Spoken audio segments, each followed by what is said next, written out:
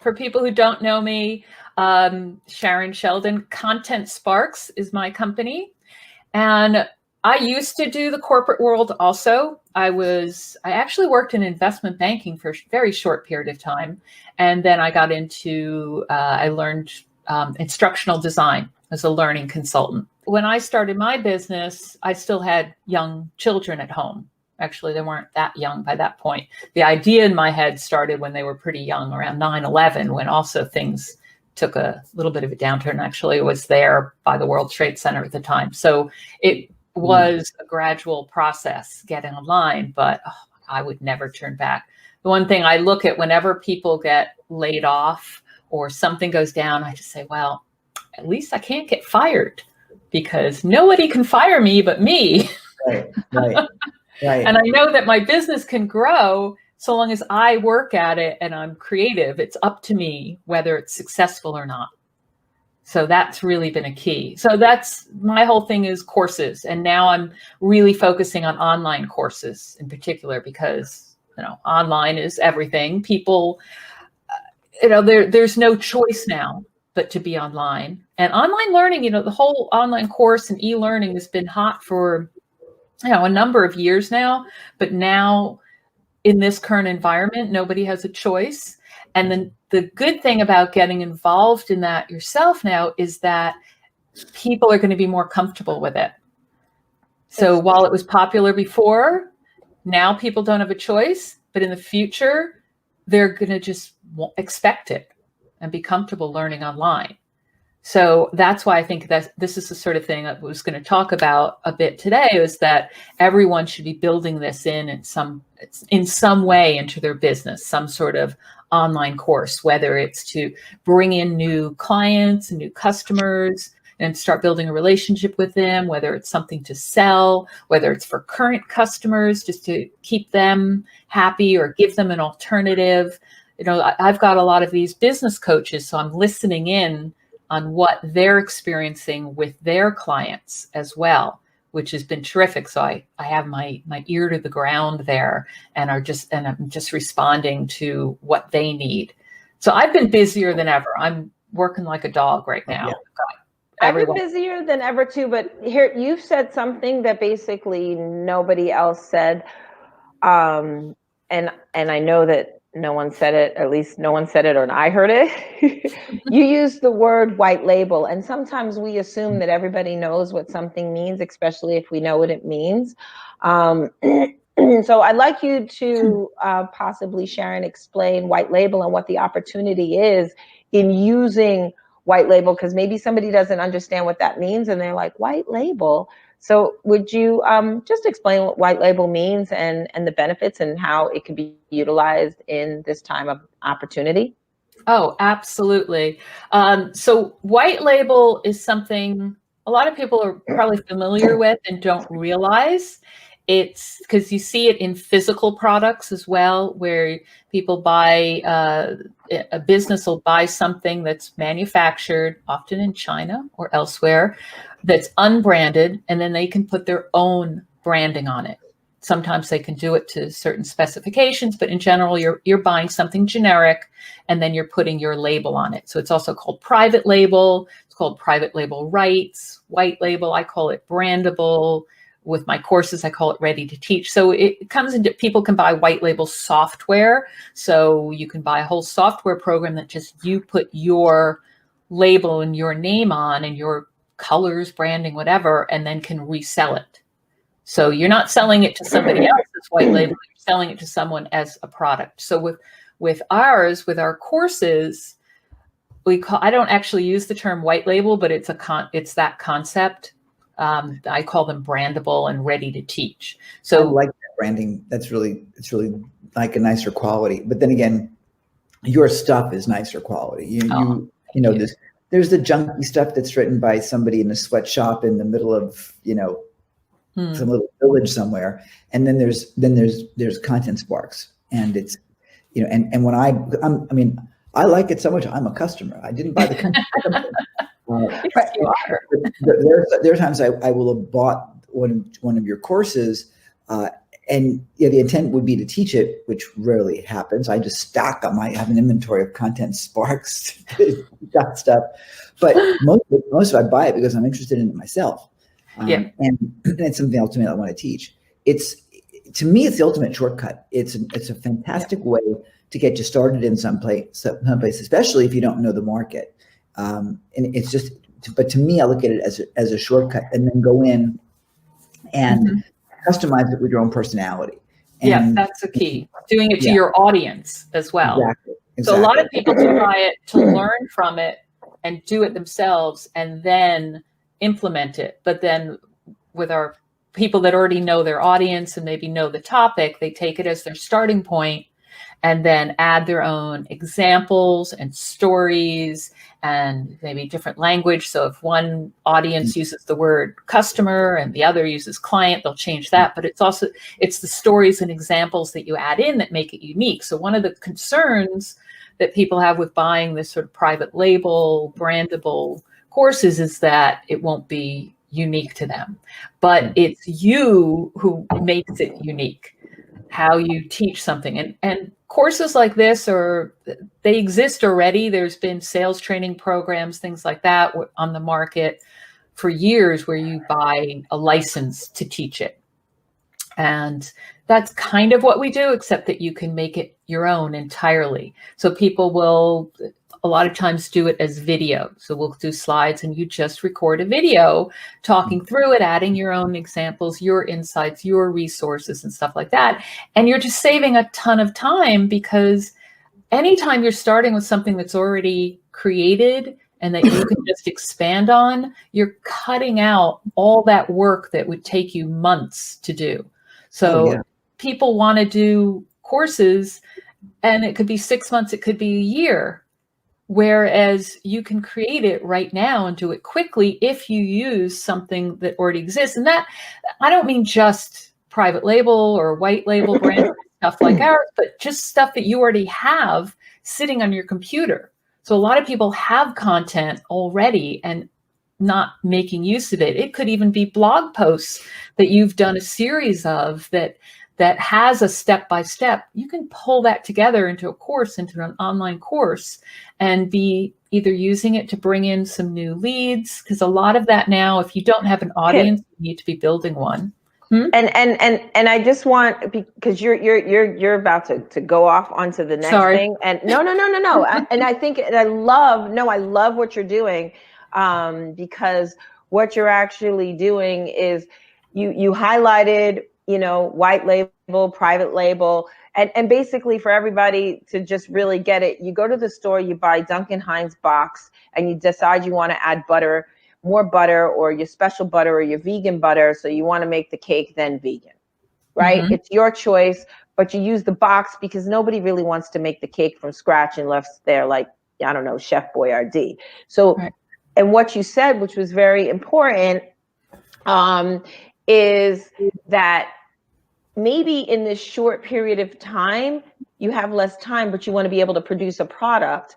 So maybe using a white label or a private label or a PLR is something that you can use to maybe leave this time frame where we're on our staycation to do that.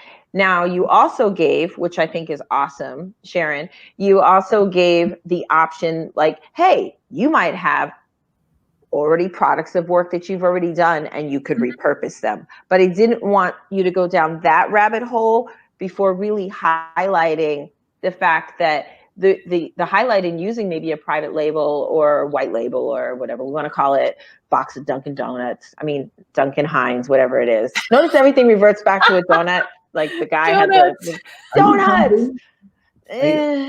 You're studying to be a police officer now. You're channeling. I am channeling, so I am single. So maybe if I call 911, they'll send a cute one by. So anyway. No, anything where you can use something that's already there, any way to speed things up, whether it's doing it using less. So if you want to teach something, you take something like a private label rights content courses and then just get it up there quickly by using the minimal amount. So I'm very into doing minimum viable course minimum viable product to just get it up there quickly. And then you learn more as soon as you're up there. The problem is when it's just sitting there and you never use it, or you don't try something, then you won't know what's going to work and what isn't going to work. So I'll tell people with their courses, just grab the slides and get up there and teach it to a few people. And you'll start to get feedback and see what's working, and you'll be learning about your audience and then able to improve the next time. So it's like the always learning. Like I guess Shannon said that as well, but I'm a learnaholic as well, but you always have to be learning and learning about your audience and learning about your market and listening to them. So you just have to get it up there so that you can do the learning and you can start getting feedback and improving all the time. And having something like that private label rights, that brandable product to start with, just speeds it all up, because you do have something and you don't have to be spending months. Because you could spend months creating something and then find out that it falls flat. It isn't really what people need. That's perfect. When we talk about product creation, I've been teaching this for years. I call it the PSC method: plan it, sell it, create it. And that you don't have to do anything, because I've seen people that have spent months, if not, I've one friend of mine who spent a year creating this course and could never sell it. So she had all the time, energy, effort in there, doing videos, doing this, doing that. I mean, it was just all she could do is create this course. And by that time, the market had moved, her marketing wasn't current, and effectively she had something that people really didn't want. At least, certainly she didn't create the desire for it. You do something such as a Content Sparks course or whatever, and you have it available for sale immediately, or what the hell, you're spending no more than like $300 on it, and bam, you're done. And it's like, it's really simple. So plan that thing out, put out an offer, see if somebody buys into it, and then go ahead and create it. And and you can deploy so quickly, because again, and I sound like I'm doing advertising for Sharyn here, but effectively, I've spent a lot of money with Sharyn. I can probably put her kids through college again with, it's not in the States, you can't. But, right.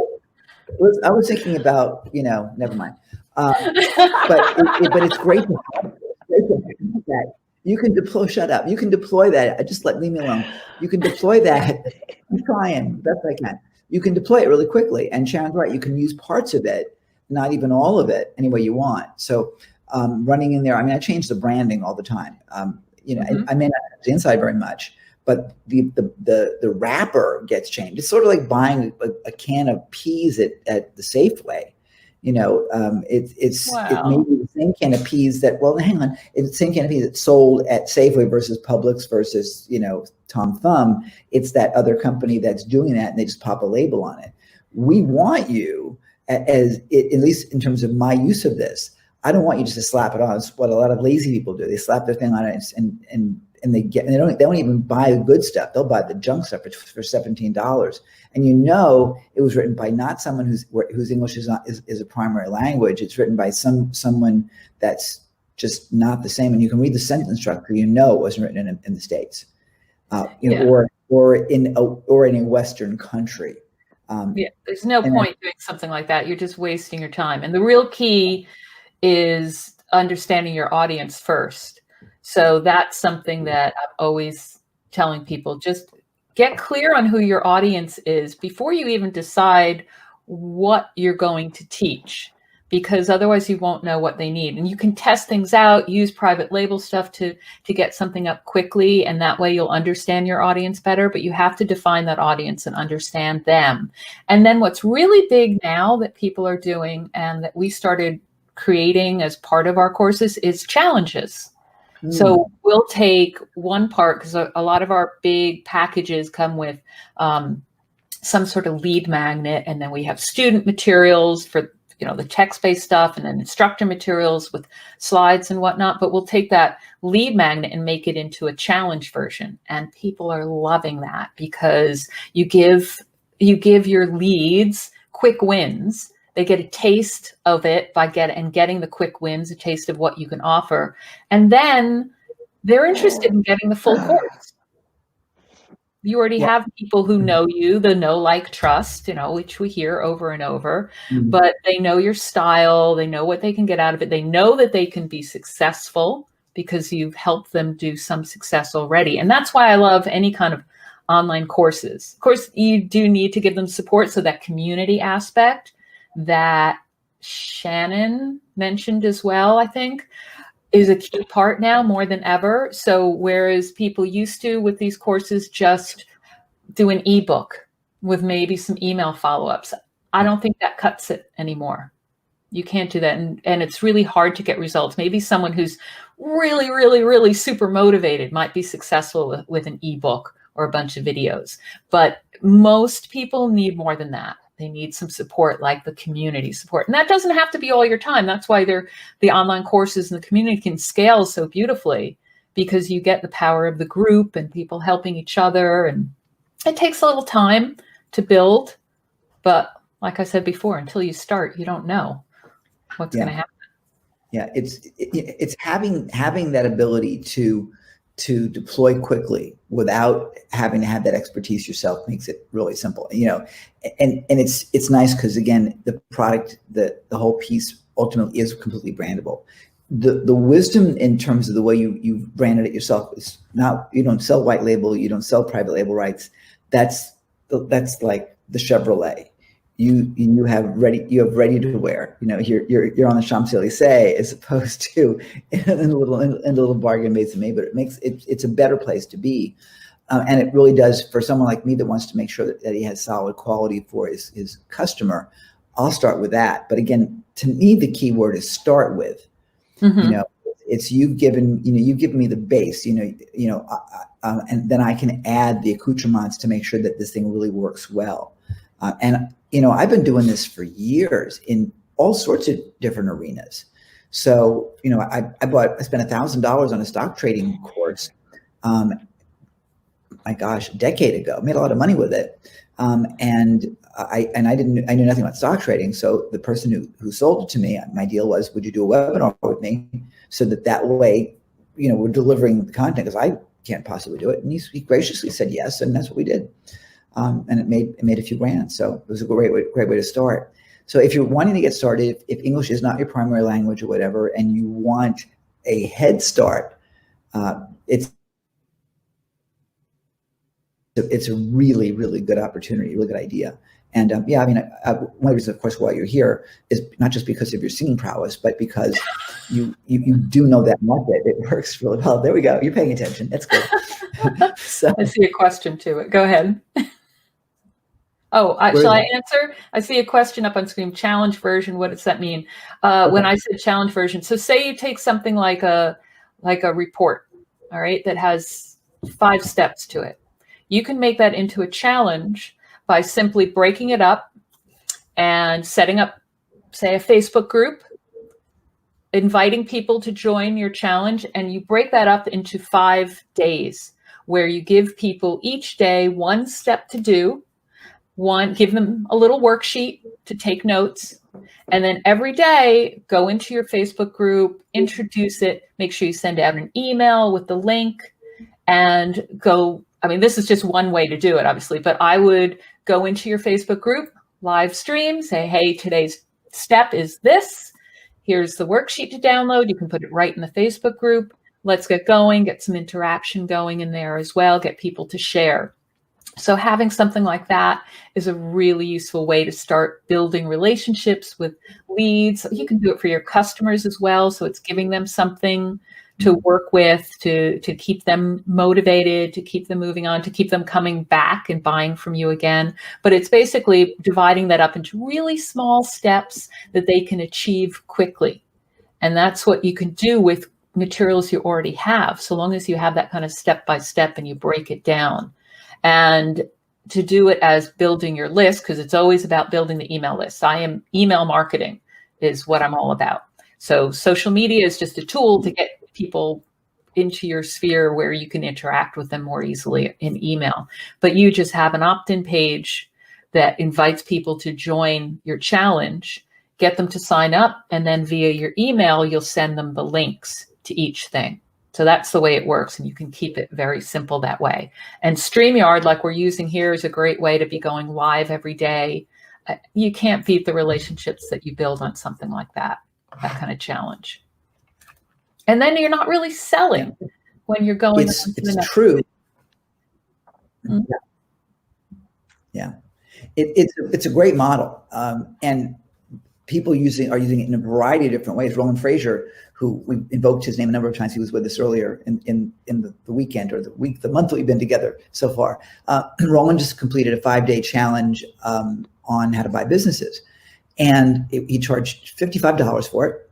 I paid it gladly because Roland's a super bright guy. And if you look at what he did module to module, it was one module. I think he was on a webinar for like an hour with everyone. Effectively, the concept that he taught was like 10 minutes. The rest of it was Q&A and and so on. I mean, it was all valuable. It wasn't like Roland just spreaded it out. It was absolutely a full call. But in terms of what content was delivered, it was really very small. Everyone loved him, and then at the end of the 5 days, he sold a $2,000 or $5,000 course and sold a lot of it.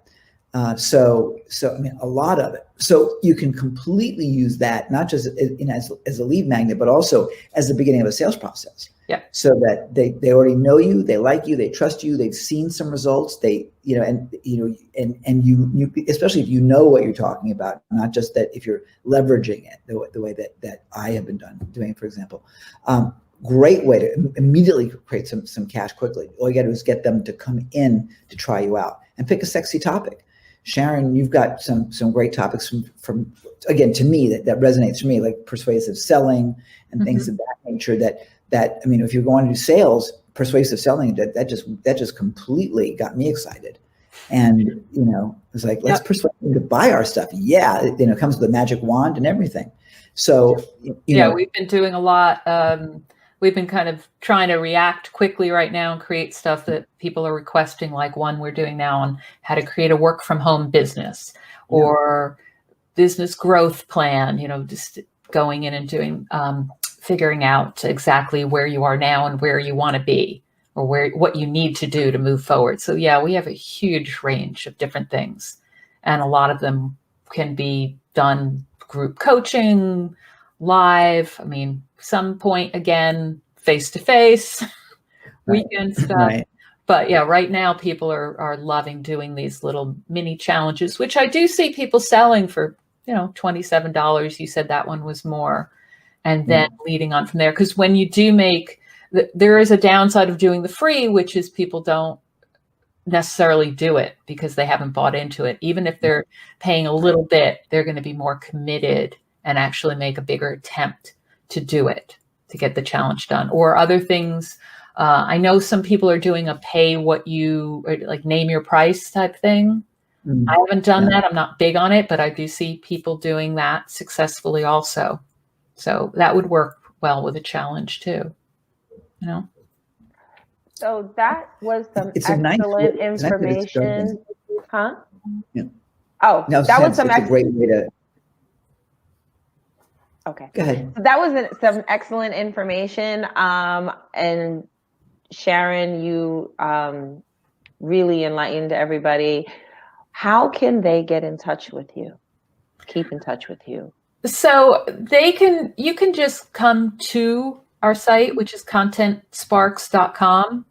And there's a lot of things there. There's a free challenge as well, where we actually give people a little mini course. It's a time management one, which is fairly generic, but a way of learning how to use this brandable, ready to teach content where we step through so people can get it up online. So there is that free. And you can just always email me anytime or email our support at Content Sparks, but come to the site and try that challenge as well. All right. Because I think that would be really fun for people to see exactly how it works. And we have a nice community going for that. There's also a resource. I don't know what the email is. There's a resource center for everybody that has some free downloads. Yes, that's opportunitython.com. brown.com/specials, but I actually like when you're there, I just do that. Oh, well, there. Okay. And this is that too. So yeah, and there's a download in there. There's a resource, hopefully, in there that if you have a business, you want to figure out how to use different types of courses in your business, online courses. That's a really great place to use that to map out where you can use it in your business. And then you think about what topics you need. So that'll help you figure out those topics based on your audience. Then you go get the brandable content. So you don't go through and say, oh, that looks interesting. I think I'll teach that topic. That's not going to work as well as looking at your audience and saying, okay, this is what they need most right now and what they want, not just what they need, but what they want. Because you may think you know what they need, and that may be correct. That's what they need, but they don't know that yet until you get them there. So look at their want and then look at exactly what they need to get to that want. Excellent. That is awesome. So if you go ahead. Hang on one second. There's a course. Sharyn agreed to give everyone a massive discount on one of her courses. I forget which one it is. Fast cash strategies for small businesses. Yeah, I mean, who wants fast cash? I mean, there's no. It's strategies. Really, if you have a business, in order to quickly raise cash, there are a lot of different ways to raise some quick income, and also ways to free up cash you already have. So it's a course that you could, again, use yourself, depending on what position you're in right now, or if you are in coaching or consulting, that kind of field, you have some experience, you can use it to help others, either one-on-one or as a course.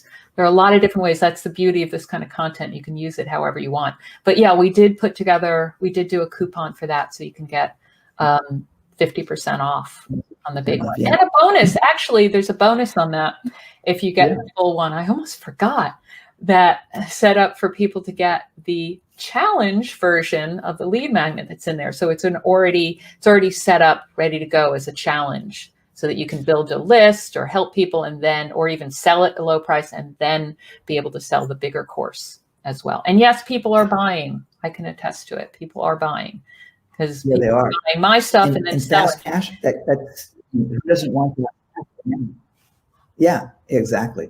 Sharyn, I'm thrilled that you were here, and I'm sure that I woke up for you. Thank you. And I've already gone over my time, I know. I know. I was trying to get us to land the plane. But you are definitely an overgiver, Sharyn. No, that's okay. It's just you feel like you only get to be on for like 30 minutes. Meanwhile, me and Ken, I've been gonna probably hit 30 hours. So more power to you. I can't believe you could do that. It's amazing. Yeah, I'm tired after 30 minutes. So I want to thank you so much. You were a wealth of knowledge. Thank you for sharing your knowledge and sharing your time with us. I really appreciate you. Thank you so much. And thanks. You can find inviting me. All of her goodies. There it is, right where what she said on the bottom in the text. So we're going to go on to the next person, because I think the next what she said in the text. Yeah, that's not the link. No, that's the what? Yeah, it's not. There's no fast cash strategy. No, it's contentsparks.com, and then you have a link, Ken. Yeah. So just to keep it simple, because we can go on another 5 or 10 minutes, and we're not going to do that. The coupon code is. It's in the opt-on, right? We're gonna go there, because if we have to do that, then and the coupon is opt-on fast cash. So that's any problem, then everybody knows how to find us. But we're gonna make sure the link works right there at opportunitython.com/specials. So I want to thank you so much for all the knowledge that you've given us. Thank you. Again, thanks for having me on. Good to see you awake, Ken. I stand for love. Do you? Hey, this is Captain Lou, and I stand for love, baby. Do you? Do you? Do you? Yes. Do you? Do you? Do you? Do you?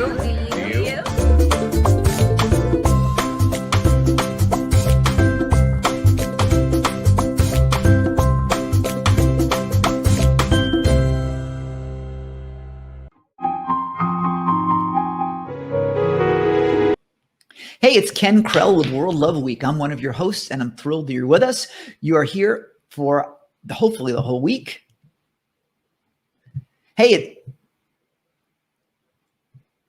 it's Ken Krell. Welcome to World Love Week. I'm hoping you're enjoying the adventure together. We have a whole lot more coming over the entire week ahead. So stay tuned, fasten your seatbelts. And if you haven't shared with other people, feel free and do that on our dashboard at worldloveweek.com/dashboard. There is an ability for you to not just share, but to win. Yes, win great World Love Week swag. Wish I could show it to you because it's awesome, but it's all personalized for you when you come and join us at worldloveweek.com. Share it and win.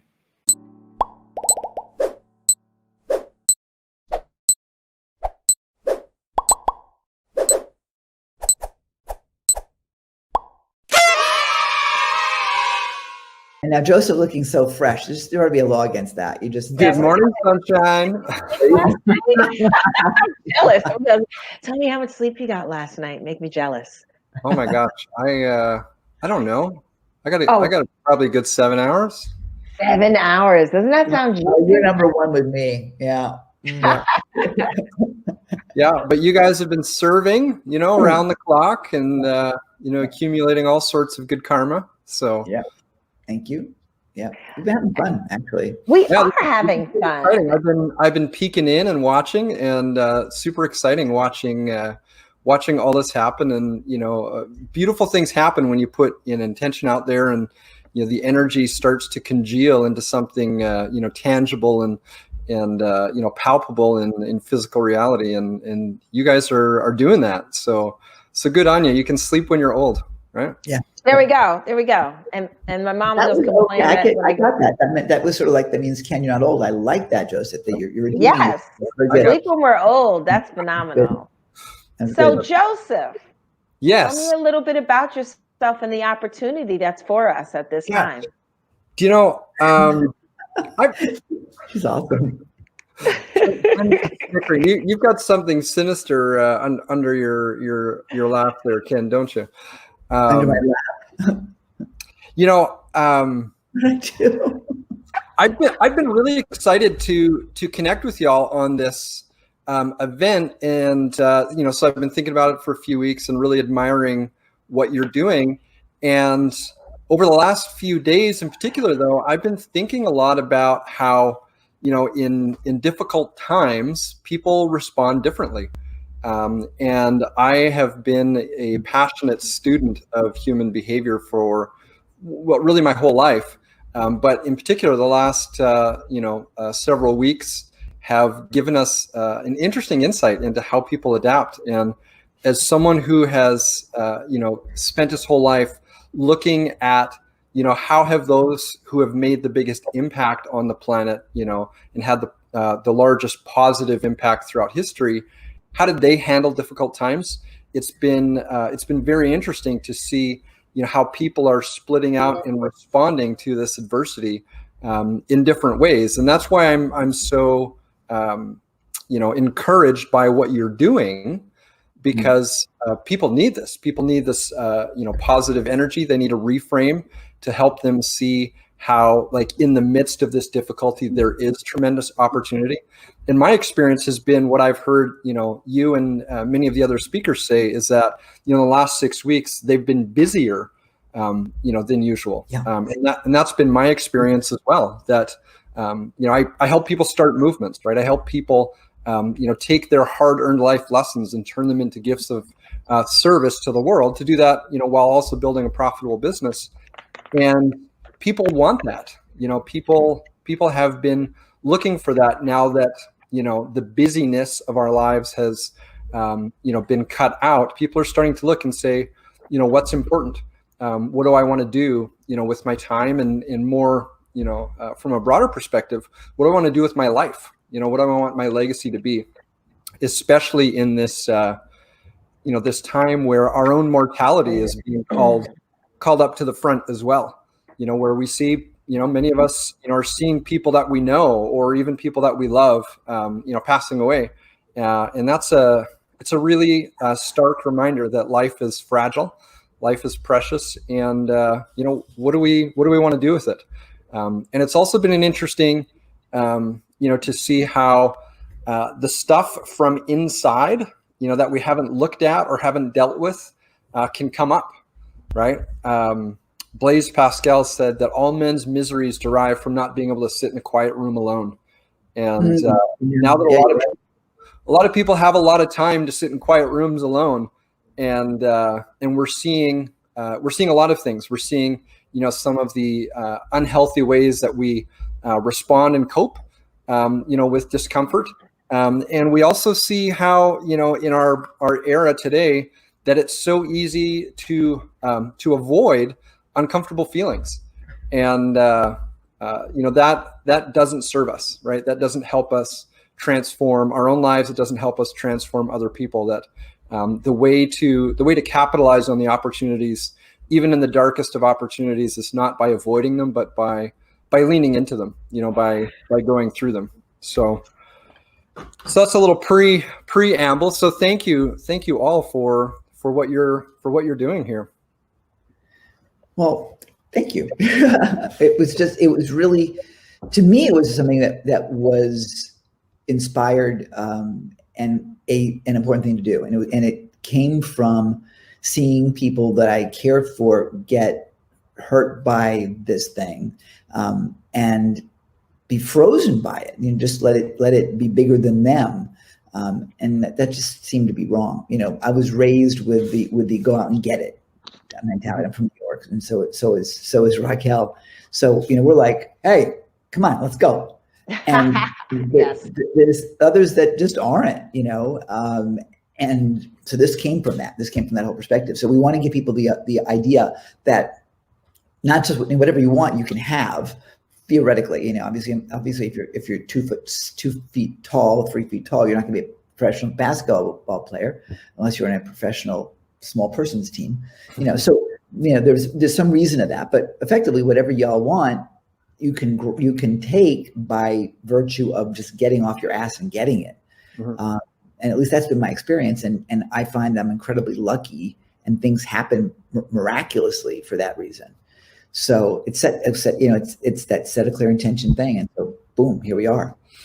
Yeah, and I think, and I know we're going to dive into some really juicy stuff here, but I also want to presence too that this is uncharted territory for a lot of people, for most of us, and just the reminder to be compassionate to yourselves, be compassionate to other people, that uncomfortable things are coming up, and it's important to feel our feelings, right? To not just avoid them or drown them out, and to really be present. And one of the things that I've been encouraged by is people asking, like, how are you doing, like, really, and creating those opportunities for true connection. And I think, on the topic of starting movements, right, if you want to change someone's life, answer that question honestly, right? Like, not just give one side or the other, but give a real truthful answer to that question of, like, here are the things that are going well. Here are the things that I'm struggling with. Here's what's coming up that I haven't yet resolved. And in doing that, we open up a space for people to do their own introspection, and to share. And I think that there's a catharsis that comes from telling the truth at a deeper level than just not lying, right? And then also the person has to feel comfortable enough to actually do that share, that they're going to share it without judgment. Mm-hmm. One of my friends called me up and she just wanted to vent, and I'm a solutions person. So when she called me up and she said, this is going on, I said, well, this is what you can do. This. I just want to vent. I said, oh, okay, well, I'm a fixer. So I was just like, I told her, you know what? Sometimes I just want to vent, and it's okay. Yeah. Right? Sometimes we just have to, it's okay to feel what you're feeling, and our feelings are okay. I've gone through a whole roller coaster of feelings. And I told her, next time you just need to vent, call me up and say, vent, and I'll say, go. And and that's it. And one of the hallmarks of a true coach, someone that has really done their inner work, is that they normalize the human experience, right? That whatever you're going through is okay, right? And we all have that tendency to want to solve problems, whether it's our own or other people's, because this feels uncomfortable. We need to get away from that. And there's something very liberating about being in the presence of someone who says, wow, yeah, like that must be tough, right? Let's look at that, right? Hold space for it's okay. And then when you're ready, let's talk about where we want to go from there. And, we all have that opportunity to be that healing presence for people, to normalize that what we're going through is an expression of all of our own unique journey, right? Unique journeys through life. That's a really good way to put it, and to not get wrapped up in their drama. I'm not sure whether it's because we're New York or whatever, but yeah, when someone's got a problem and they tell me about it, I jump into I'm going to help you mode, and yeah, it's really a lot easier. Maybe easier is not the right word, but certainly a lot less dirty to say, yeah, that must be hard on you. Well, when you understand how the drama cycle works, right, you can see it get played out in so many different ways. And right now with social media, we're seeing all sorts of expressions of it. And it looks like all sorts of different things on the surface, but when you understand like the underlying principles, it just becomes very, very clear and very easy to separate kind of, truth from, signal from noise and truth from interpretation. Right. So anyway, let's get into some meat here, shall we? Yeah. So Joseph, give me something juicy. Well, this just sounds so dirty right now. I'm sorry. We got to go there. We've been up for hours. I heard you waving the single flag earlier, so I'm not. I wave the single flag. I'm not exactly sure where you're going by juicy, but my kids. I saw the back channel conversation. I was like, oh, okay. I was starting to blush there for a minute. Yeah. Well, okay. So I'll tell you a funny story. Then you'll appreciate this. So long story short, for context, for those who may not know me. So Ken, you and I have chatted and connected. Raquel, we haven't met yet, but I can tell that we'll get along just fine. For me, I started in internet marketing back in the 90s, right? When I was 10. And shortly after Al Gore invented the internet, I was learning how to market on. And I was very lucky, right? This was the late 90s. I was in the right place at the right time, and some really good things happened.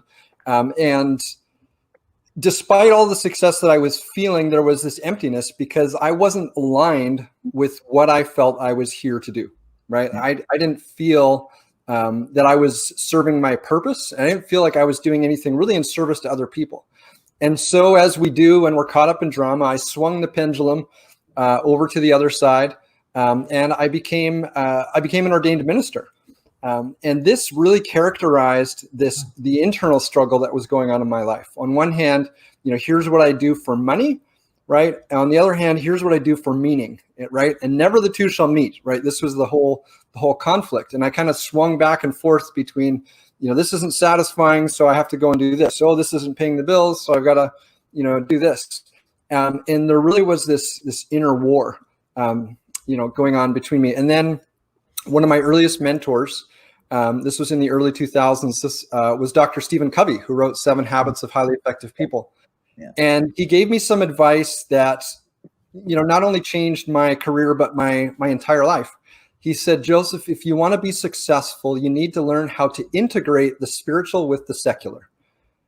And I didn't really understand everything that he was saying to me at that time, but it planted the seed within me that there could be a marriage between these two things that I thought were at war with each other. And it started me on this path to believing that there was a way that I could find some sort of congruence and wholeness with the things that I loved, the things that I was good at, the things that I had done, and the things that I wanted to do, that they all could be merged into one. And I started on this path of studying what I have come now to call the master marketers, right? People that started movements, right? Gandhi, Dr. King, throughout history. You can look at Jesus, Buddha, Lao Tzu, people who had this understanding of what drove human behavior, right? Like, why did people do what they do? But instead of using that to engineer transactions, they used it to engineer transformation, right? So all good marketers have this knowledge, right, of how the buying process works, right? What people experience emotionally. So what words and sounds and experiences can I use to stir an emotion with someone so that they'll buy my widget or whatever it is that we're selling. But when you look at the people that really transformed history for the better, that elevated consciousness, they had that same knowledge of what drives people, right? But instead of using it to engineer transactions, they engineered transformation, right? They changed the way that people saw themselves, other people, or the world around them. And when you give people a new lens, the change in behavior becomes automatic. So I remember this time, right, in what seems like another life, when I was a minister and I was at the pulpit and I was explaining this story of how not all change is of equal value, right? Like on one hand, we have change that comes from discipline, right? This is the whole idea of a New Year's resolution, right? You know, it's like, I'm going to use my willpower to make this change, right? Someone told me I need to do it, or I'm feeling guilty or whatever, and I'm going to exercise all of my discipline to create this change, right? And then on the other hand, we have this change that, you know, we can see by the person who, you know, their grandchild is born and instantly after 30 years of trying, they quit smoking because they know they need to be there to watch that grandchild graduate, right? They have this change that comes from a shift in their disposition, right? So on one hand, we have change that comes through discipline, the other through a change in our disposition, right? And I call them my double Ds of change. And it wasn't until this well-endowed woman in the front row started snickering. Oh, and I get in trouble for using the word juicy. I knew then that I was not going to be a minister for the rest of my life because that, you know. I'm so sorry. The double D. Can I just go here for a second? Can we do this? Because I went there. You should go there. Right? Yeah, Joseph, did you just go like double D's and do this? I did. Okay, just checking. And I did it as a young 20-something minister, pure as the driven snow. And I have no idea why that thought popped into my head. I wasn't thinking about boobs at the moment. But now, 20 years later, it is juicy content that I get to share every time I'm on stage. And it beautifully illustrates the importance, right? The distinction between transaction and transformation. And now, next time you're, you know, strapping that thing on, you're going to think, what kind of change am I creating in the world, right? Right. That's right. So let's get into this. Unforgettable. Great. I'm glad that, and it's 4 o'clock in the morning for us here. For me, it's 5 o'clock in the morning here, so it's perfect on a weekend. So yeah, you're on target, man. That's great. Yeah. There we go. So this actually gives like a little bit of an insight between the difference between marketing and a movement, right? Because people say like, oh yeah, like I've heard Russell Brunson talk about a movement and whatever. And it's like, yeah, what he's talking about is actually like really good marketing, right? Like marketing that's really, really great. But that, to me, that's not what marketing is, or that's not what a movement is. When you look at the people that like have actually changed the history, you know, for the better, right? It wasn't just about transactions. They elevated consciousness, right? They took like a paradigm where people saw a this or a that, right? And then elevated the conversation to seeing a transcending truth, right? So for example, like we see this a lot in, you know, in politics where, you know, people are essentially arguing over what is better, heads or tails, right? And depending on where you sit, it's obvious that one is right and the other is wrong. And the world would just be so much better without the other one, right? And people on either side of the political spectrum are making the same argument. And it's the same argument, just from a different angle. But when you zoom out, right, elevated consciousness allows us to see what Lao Tzu said, is that the words of truth are always in paradox, right? And so we have this political argument over, should we care about other people or should people be responsible for themselves, as if they were mutually exclusive, right? But what the truth is that there's room for both of those to exist. And when you zoom out enough to see historically, both sides of a political spectrum actually serve in progress, right? And not to make this a political discussion, but that's what happens when you elevate consciousness, right? And so, you know, marketing in the truest definition, I believe, is the management process of moving something from concept to consumer. And when you look at those who, like, we celebrate as heroes throughout history, that's what they did. And that's why I call them master marketers. But they had this understanding, we were talking about earlier, the drama cycle, right? This whole idea that we see in fairy tales. Like, this is an archetypal, experience that has been with us for thousands of years. But any fairy tale has this similar storyline, right, that we see in the hero's journey of, there's a victim, right, a villain, and then a hero. So you have the damsel in distress, and this is not about gender roles or anything sexist, but you have the damsel in distress who's captured by the evil dragon and needs the knight in shining armor to come and save the day. So it's about the role, not necessarily about, the gender of the person, but we are a victim to some imaginary creature, and we need some external influence to help us out. We see it in marketing all the time, even like a commercial where you'll see the woman is driving the minivan and she's got these two gorgeous kids in the back and they're playing in their little video game and it's raining and the wipers are going, and then a tree falls and then she swerves to miss the tree and gets back, and then she looks into the mirror and she sees the kids safely and she smiles, and you have this feeling like, I'm a good mom. And the whole underlying message is, it's a good thing that you had our tires, because if you had someone else's tires, you'd be a bad mom and your kids probably wouldn't even be alive. And this drama that you're a victim to the bad thing, that's why you need the good thing, right? And so we see that in social commentary, we see it in marketing, we see it all over the place. And the whole thing about this drama cycle is that marketers understand that the more you make people attached to those roles, right? Or in other words, the more you enslave people to their emotions, the easier it is to get them to do what you want them to do. Sure. And what therapists and counselors know is the more that you help people create distance from those roles to see them as constructs instead of reality, the more you liberate people from their emotions, the more freedom that they have. And so the movement makers essentially were doing that.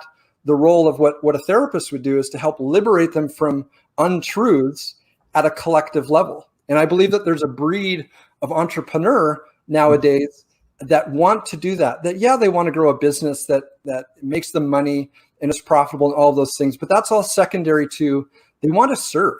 Like, they want to elevate consciousness on the planet. They want to make people's lives better, right? And that is like, I think that's what's missing today. Right? We have this idea that they're incompatible, that either you have to be this altruistic thing or you have to be this greedy capitalist. And when you look at, the reality of how the world works, is it's the intention behind what we do that gives it its power. Yeah, it's true. There's no reason why you cannot sell a quality product and get paid a fair price for it. I mean, look at art, for example. You've got a quality product. It's made with love, and if it's not in a giveaway price, then you're having a value for value exchange. People tend, especially on my experiences on the personal growth side of things, they seem to be afraid to put the value price next to what they're offering. And we really do. I mean, I want to create a movement. I think that would be awesome. I've never been that person that's been close enough to be on. I tend to be not Mr. Close. On a platform, I can talk to 5,000 people, no problem. But maintaining that has always been interesting. But I see from this standpoint now, putting myself into a new role of, leader of freedom, if you will. It's like, okay, here's the way out. Here's the tools. Here's the people that can inspire you. Here's what you want to create so you can have what you want. And I see a completely different piece. But I'm enlisting others to help me do it, because you guys all have different voices and can help bring everyone together. Mm-hmm. Yeah, I mean, if you look at it, I mean, nobody starts a movement on their own, right? Dr. King, he didn't personally knock on doors to bring 250,000 people to hear him give that famous "I Have a Dream" speech, right? He did it by enrolling others, and he did it by sticking to what he did best, and building teams of people and systems and processes that allowed all of the other things to work smoothly, right? Dr. King couldn't have done what he did without Harry Belafonte, right? Because Harry Belafonte, for those who don't know, like bankrolled Dr. King and his family for a lot of his work in the civil rights movement. I didn't know that. Yeah, and I didn't know that either. You know, I talk about this with my clients a lot, is that like they have this vision of serving the planet, right, and changing lives. And you have to do that. And you also need your Harry Belafonte, right? So how do you build a system or a process? It doesn't necessarily have to be a famous musician who gives you money, but how do you build, you know, an evergreen business that supports the movement so that you can focus on the elevating of consciousness, right? And again, they're not two separate things. As you said, they're the integration of them. But if you can do that, like when you look at Maslow's hierarchy of needs, you know, we have a lot of people that are trying to change the world who can't even, like, you know, handle their own lives, right? And when you see that, where people are trying to change others without having their own stuff in order, right?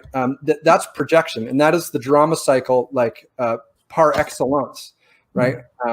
And that's why Gandhi, you know, didn't say, like, be the change that you want to see in the world. And I use that, you know, kind of in quotations, because I have a blog post, and I get, you know, sometimes up to 20,000 visitors a month to my website from this single blog post that clarifies that Gandhi did not say, be the change that you want to see in the world, even though we so commonly attribute it to him. He said something that's a little deeper than that, that points us to this truth that what we see out here is just trying to reflect back to us what's actually on the inside. And if we want to change the world, we have to do that inner work. We have to go on that path of purification to be the vessel, right? Aristotle, who I would consider the father of marketing, right?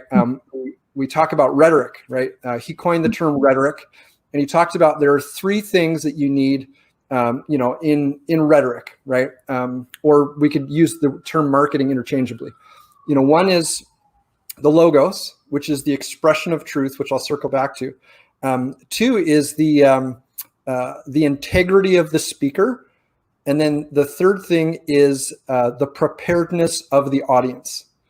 And a lot of times in marketing, we're just looking at that, is like, you know, how prepared is the audience and how do we match a message to them?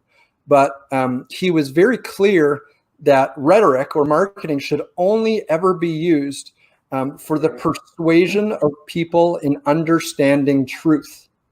Anything other than that, right, is a non-integrous use of these skills. And to me, that's the big distinction between marketing and movements, right? Is that a marketer, you know, it's about selling, right, at whatever. A true movement maker is someone that realizes that they are the movement, and that they're willing to do that inner work, because they know that the movement is constrained only by their worthiness of embodying that transformation to the world. Thank you so much, Joe. You gave so much information. It was just totally compelling, and I'm sorry that I have to, like, land the plane. But I have to land the plane. So thank you so much. Or else we lose everything, which would be a travesty.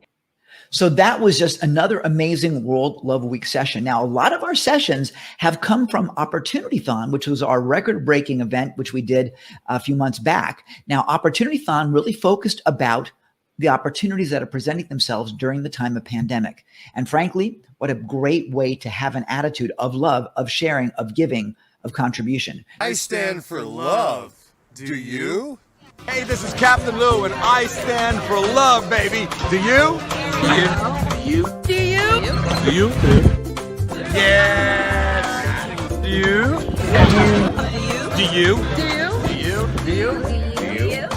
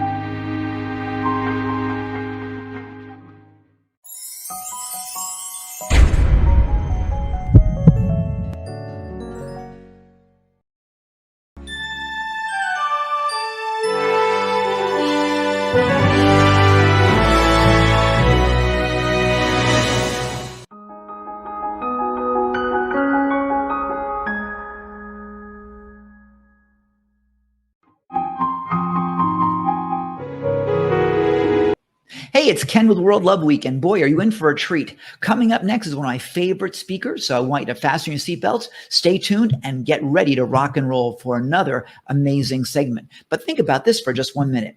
How many amazing segments have you missed so far? You know, we have a full week of content for you. Scores of speakers, incredible amounts of content, great love to share. And I want you to have every single bit of it. And the reality is that unless you access the recordings later on, you're going to miss a ton. Because I don't know about you, but I surely can't stay awake for 24 hours a day, 7 days a week. So here's what I recommend. Go to the dashboard, worldloveweek.com/dashboard, and grab yourself the VIP option. Get it right now while you can at the best price ever. You'll thank yourself.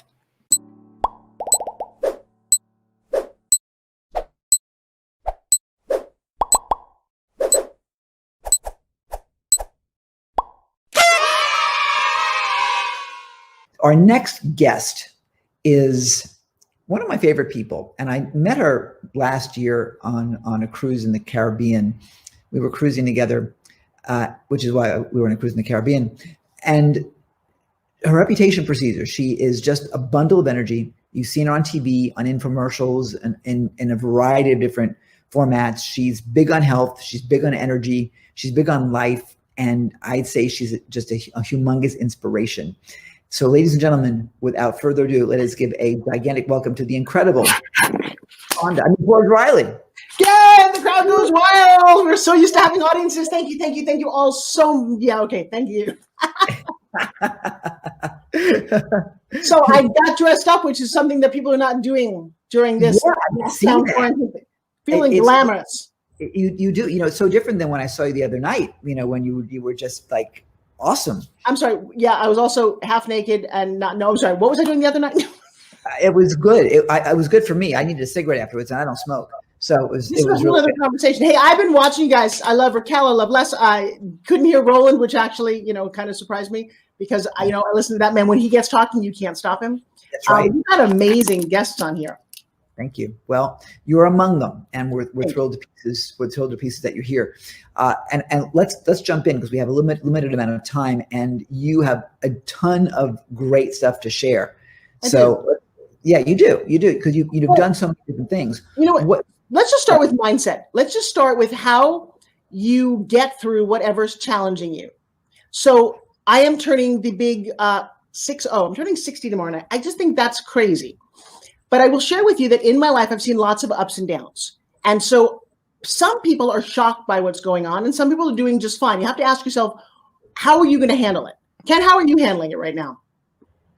I think it's a great time. I'm actually busier than I've been. Most people that I'm talking to are busier than they've been. Right.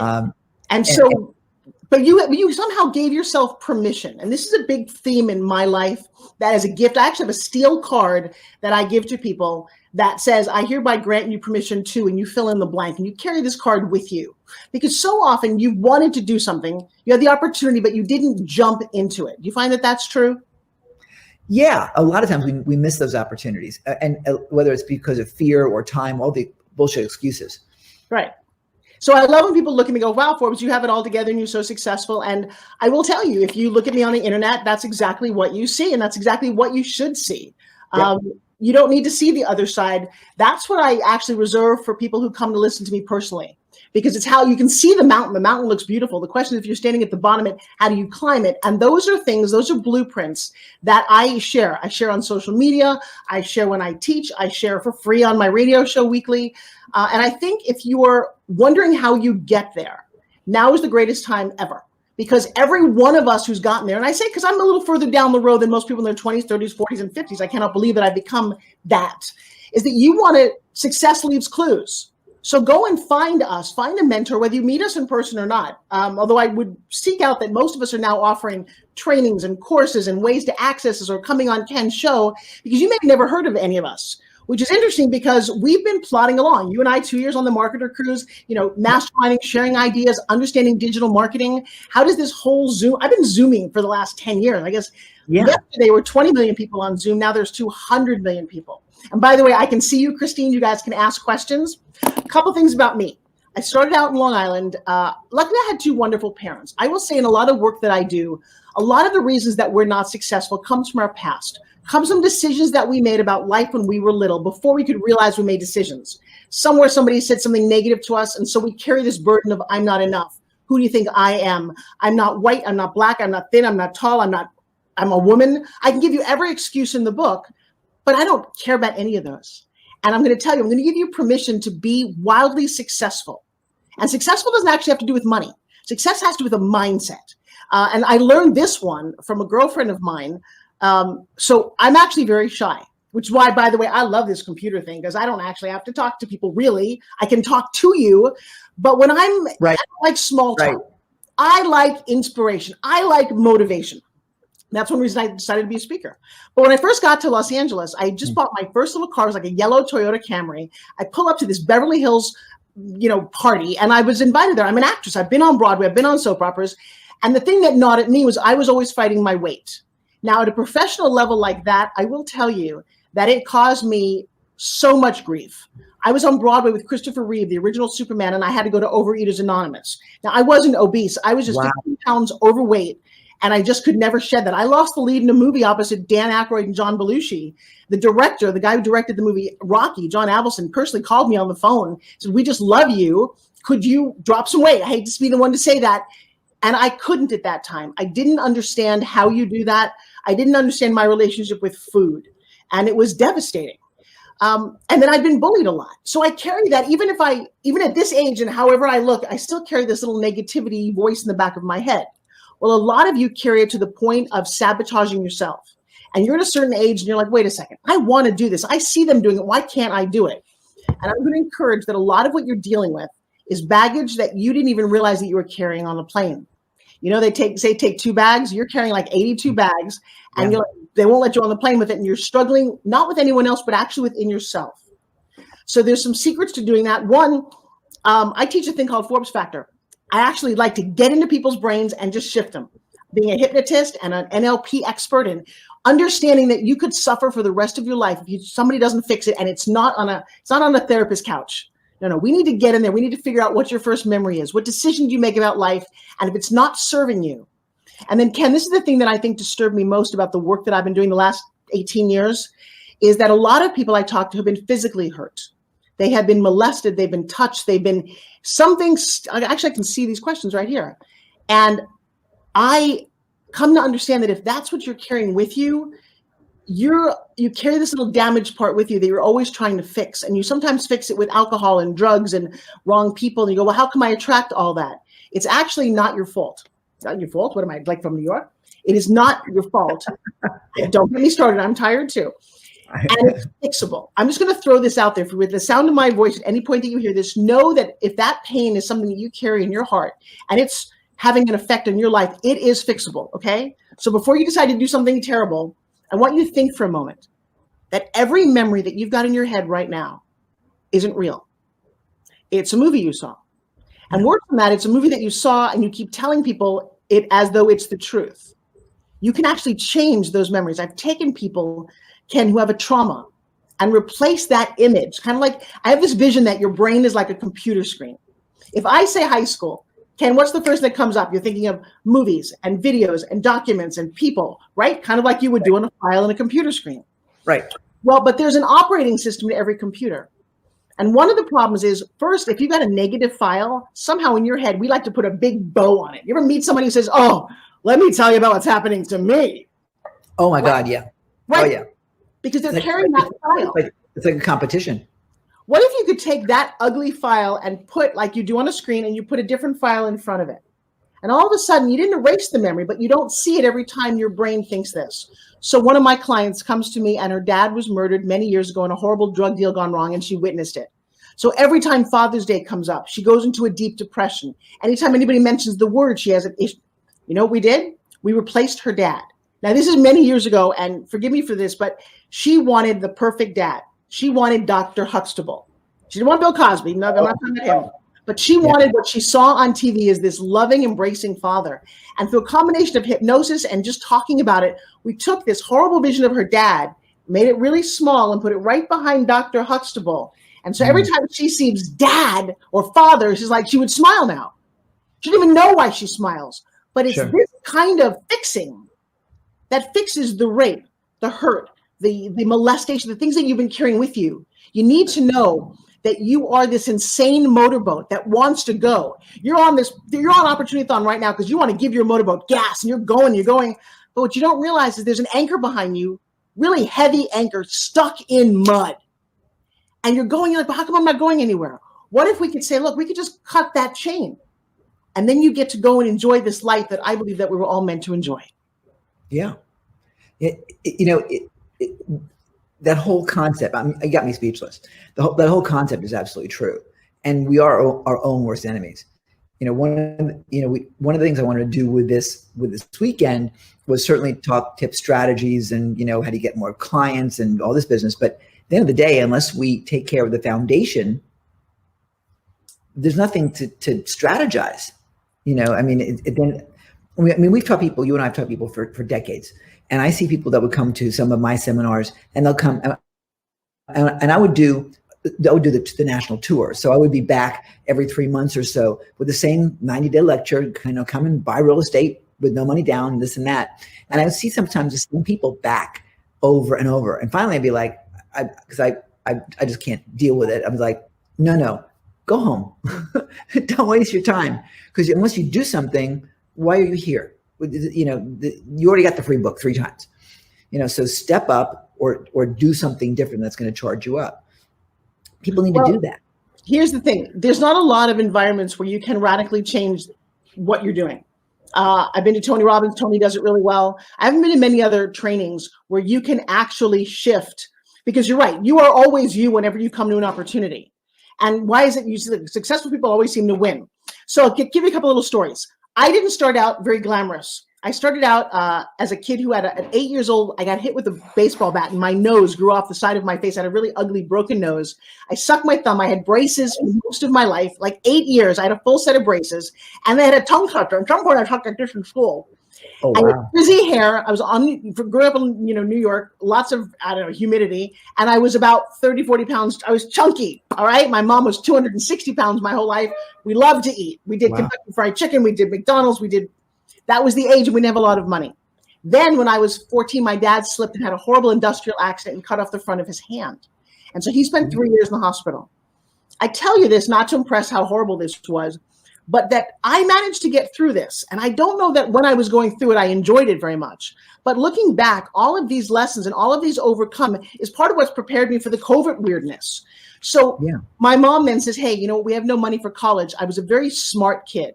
And this is an interesting thing. I actually pretended not to be smart for a long time because you would alienate people. And all I wanted to do was light. I just wanted to be pretty. That was my whole, you're a girl, you're a little girl, right? And I was an awkward little girl, but inside I knew I was amazing.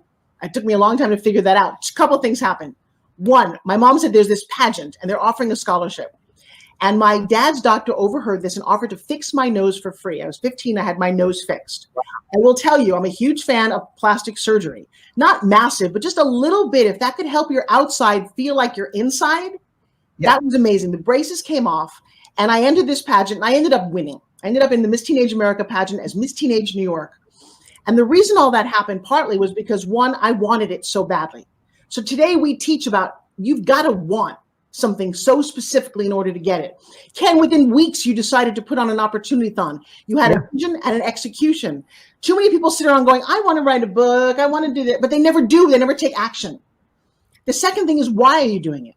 And so I was kind of saving my family. My why was very important. My dad and my mom had been through so much. I wanted to be the cheerleader to make their lives better. That was more powerful why than anybody else in that competition. And it drove me to do that. And so those little things kind of just shift everything, right? You have to get those things in alignment. I was going to go on with a different story about how also your course changes as you get older. If you're lucky enough to learn, to suffer. So what happened for me was I was left with a lot of time to dream. I watched a lot of television. You and I are the same age. I'll bet you I can go toe to toe with you on trivia from Partridge Family, F Troop, I Dream of You, The Munsters. These were my friends. Brady Bunch. I know, right? On and on. And then I watched a lot of movies, and I watched trust me, an Oscar night every year growing up, that's what I wanted to do. Well, funny enough, I think I wanted it so much. When I was 16, I ended up at the Oscars. And it's a crazy story how that happened, but I wanted it. I wanted that glamorous lifestyle. And beyond that, so I actually became friends with a lot of the people. I know this sounds crazy. I don't have a how did I do it. I didn't know anybody, but Florence Henderson Brady Bunch became one of my best friends. Richard Hatch from Battlestar Galactica. These guys actually somehow popped out of my dreams and my TV screen into becoming my friends because I wanted it. The other thing I wanted was to understand about money. My dad's hospital room actually overlooked the only mansion in my hometown in Oceanside, Long Island. We all had little houses, and there was this house that was behind all these cypress trees. You couldn't really see it unless you kind of peek through. But my dad's hospital room overlooked this giant red brick stone mansion with a massive driveway, the circular driveway, and 2 giant chimneys. And I very clearly remember being a little girl thinking, wow, what's Halloween like when you go to that house? Do they give you like full candy bars? Or but those are the thoughts that I had. And I wanted that so much so, I guess, that it drove me that when I was out of college, I ended up becoming a social secretary for the Grace family. Now, you asked me, how did you do that, Forbes? I went to the newspaper, looked up want ads, and somehow found it. I also didn't even know what a social secretary was, but luckily enough, neither did Mrs. Grace. She liked my energy. She liked my attitude. And the truth is, all I really wanted to be was an actress. I was kind of using them, and they were using me. Who knows, right? One day we're in the car driving out to the club. I think, and we grew up in a 1,300 square foot house on Long Island with 1 bathroom, not very glamorous. And we're driving out there, and Mrs. Grace turns to me and she said, "You need to get Louis Vuitton out of the trunk." And I'm like, "Who's in the trunk?" And she looks at me and she's like, "Oh, you'll learn." Oh, wow. And that's what I did, Ken. I spent a lot of my life understanding, what does that mean? What is the differentiation between money, what people want, driving fancy cars, owning clothes, having relationships? I made a lot of my own decisions then that a lot of it wasn't worth it. Like, I would never buy a $1,200 pair of shoes like she did, ever. I would buy the $100 pair of shoes, which for my house was a lot of money for my mom. Sure. But I would take the $1,100 and give it to charity, or like I do, I give it to Dress for Success. I help other people. I understand, coming from no money and seeing what money can buy and how frivolous some people can be. How do you make that work for you? And then I had some crazy wants. Like, I always wanted a built-in swimming pool. An in-ground swimming pool meant that you made it. And sure enough, from the time I could buy my very first house, that was the big requirement for me to feel rich. So let's play a little game, you guys, because enough theory, right? All right. Here's what I want to talk about. I call it Grubhub. In fact, I have a little free book I'm going to give you guys. I wrote the principles down. The first one is Grubhub. If I asked you, Ken, what you want, what did you say? What do you want? What do I want? Yeah, what do you want? I want a relationship. Okay. What do you want? Oh, we're going to do that. Okay. I want a loving relationship. I've done this exercise before. Yeah. No, but so here's the deal. In my world, you can't say 2 things. You can't say, I don't know, and you can't repeat yourself. So what do you want? Right. Okay. What do I want? I want more money. You want more money. See, now here's the problem with more money. If the angels are listening to you, you want more than what? That's a terrible want. Thank you. And I want all of you to hear that. Yeah, you're right. I don't want more money. Here's $1, Ken. Now you have more money. Be careful what you wish for, because the angels in my world, they're listening. How did I get to work for a billionaire? I wanted it. So, Ken, what do you want? World peace. Well, actually, because of this virus, you got it. What do you want? A healthier body. Again, with a healthier. Yeah, Ken, I'm going to tell you something. No, I got to tell you what you want. And all of you listening need to know this, because I want you to be wildly successful. You got to exactly want. You got to say, I want to have 8% body fat, this kind of muscle mass. If you want that, 2 things happen. 1, you'll know when you get it. And 2, you'll have a roadmap. For you to say and go, I want a healthier body, I want more money. How ridiculous. That's like calling, hey, Grubhub. Yes, ma'am, what do you want? I would like some food. Okay, what do you want? I want a hamburger. Oh, no, I had a hamburger yesterday. I want Chinese, not Chinese, maybe French. Ma'am, listen to this. Call us back when you know what you want. And they hang up on you. Yeah. Or, this is the most important thing I'm going to say to you guys. Hey, Grubhub. Yes, ma'am, what do you want? I want a Caesar salad, extra chicken, croutons on the side. Do you know what shows up at your door in 20 minutes?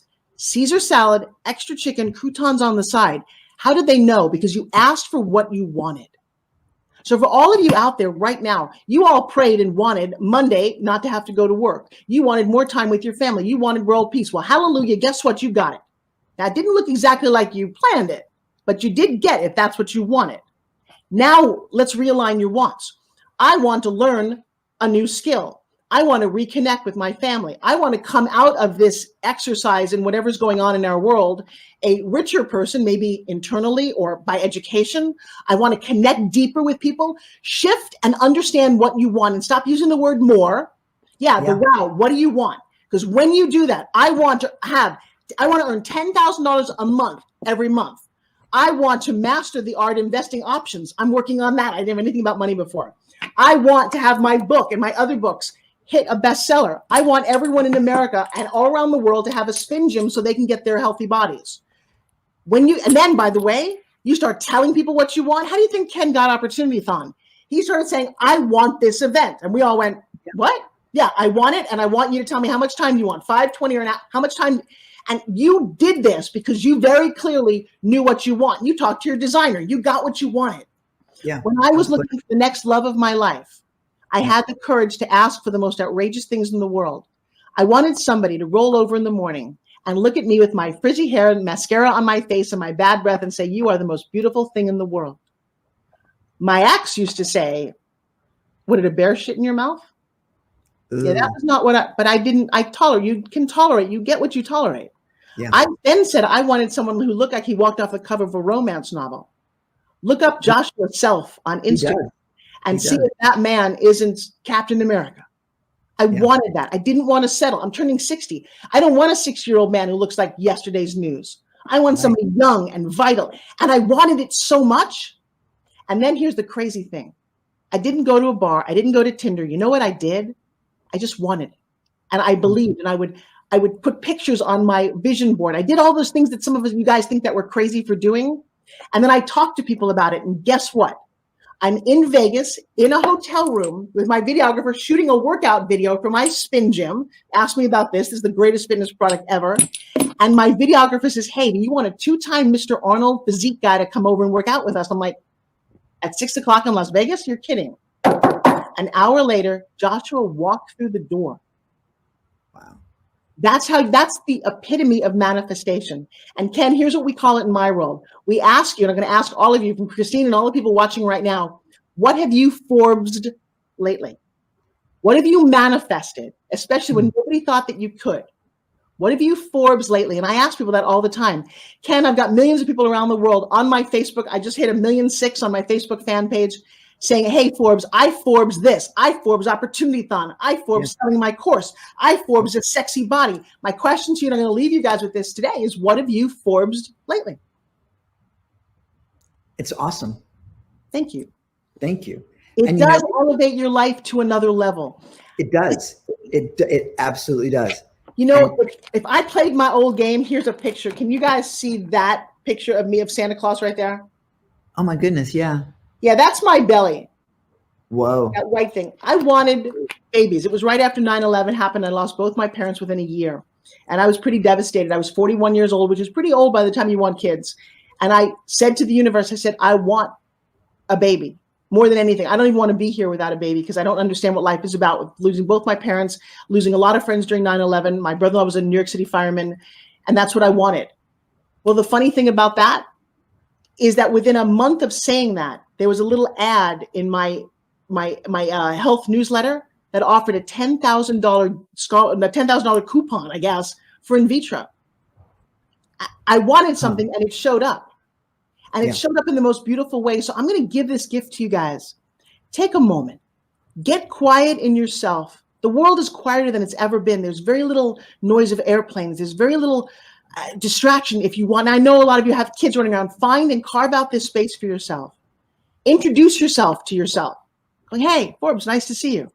Yeah. So let me ask you a question, Riley. What do you want right now? I'm going to start to cry. What do you want? You know, I want to make sure that I leave a legacy. I want to make sure that when you introduce me, that you got all excited. There was a time when nobody wanted me. You know, who was I? I was not well known enough. I wasn't famous enough. I worked very hard to matter because that's what I want. When I decided what I really wanted, here's what it sounded like. I wanted every day for someone to tell me that I inspired them. Yeah. That means you have to work really hard at putting material out there, at taking coaching, at giving your heart so that people say, hey, Forbes on Facebook, thank you for inspiring me today. I live for those moments. That has made my life, after all the things I've gone through, That makes it matter and makes me successful. I didn't tell you how much money I have in my bank account. Yeah, I'm doing okay. I wanted that too. But the thing that I wanted most is to actually impact people. And because of you, Ken, and your whole team, thank you for letting me do my job today. Well, thank you. You know, you've done the same thing for me, and it works. It does work both ways. This has been a labor of, to say labor of love is the wrong thing to say, because there's no labor here. I mean, it's been a lot of work for sure, and a lot of no sleep. But I'm having the time of my life. I know you are. I can see it. Yeah. Yeah, and I mean, it is so much fun, and it's fun knowing that people are seeing it. They're excited about it. The relationships that I'm creating with new people and people like you that I haven't seen in a long time, where we may be doing some collaboration and so on. There's so much that it's phenomenal. And so my challenge to you guys watching is to take this in whatever fashion you choose to take it and do something. Because sitting there and doing nothing will get you exactly that, zero. Now, sitting still in stillness and meditating allows for things to happen. Meditation is what created this event, you know, on this very meditation cushion. Right? Oh, for real. Yeah, it's great. My friend Johnson made it, who will be speaking later today. You can auction that off. This is the cushion that my ass sat on. That's interesting. That's right. It's the very one. And so a couple of things real fast before I go. Every day at noon, I have been doing a free training with my spin gym, literally working out. I got to tell you, this is the coolest thing in the world. It's a free training. If you want to find me, I'm Forbes Riley anywhere on the internet, but go to Free Gift from Forbes Riley. I've got some tips on actually making money. I'm also involved with the gentleman. If you show up there or find me on social media, ask me about a friend of mine just does this training. It's like under $50 that I just took about how to master all the ins and outs of affiliate marketing, little things about actually how you can generate money right now online, not having to change anything in your life. I suggest we all go through this and become very aware of how affiliate marketers make extra money. I mean, you can just generate thousands of dollars. And if you don't know how, you're kind of missing the boat right now. So I'm a huge fan of that. And then tomorrow night, after all of this craziness is over and Ken is exhausted, that's right. I have a birthday party. The birthday party is at www. Happy Birthday Forbes. It's going to start at 7 o'clock. I've got tap dancers and singers, and we're going to dress up and party. But if you can, at 8 o'clock Eastern, I'm going to invite all of you, and only 100 people fit on my Zoom, but to come and bring a candle at 8 o'clock that night. And if you can put it in a cake, that's great. But I want to make a wish with all my friends. I want us to have this kind of group wish where we blow this out and just touch my heart. I only turned 60 once. I'm going to be silly about it. I'm here with my kids. I know we're safe and happy. Please don't feel guilty if you're happy, by the way. If you're not in a hospital and you're not sick right now, enjoy the moment, because this is the only moment you're going to get, and you never know when it ends. So don't waste it. Turn off the news. HappyBirthdayForbes.com. I know it's crazy, but somewhere between 7 and 8, you're going to sing and dance at 8 o'clock. We are making a wish because Ken would want your wish to come true because you wanted world peace, and so do I. Yep. Amen. Love you, darling. You are awesome. Thank you so much. You're awesome. Ladies and gentlemen, Forbes Riley. All right, I'm going to be watching you guys. I'm on your group, so if you guys want to talk to me, I'm on the watch club. Denise O'Brien, I love you. So that was just another amazing World Love Week session. Now, a lot of our sessions have come from Opportunitython, which was our record-breaking event, which we did a few months back. Now, Opportunitython really focused about the opportunities that are presenting themselves during the time of pandemic. And frankly, what a great way to have an attitude of love, of sharing, of giving, of contribution. I stand for love. Do you? I stand for love. Do you? Hey, this is Captain Lou, and I stand for love, baby. Do you? Do you? Do you? Do you? Yes. Do you? Do you? Do you? Do you? Do you? Do you?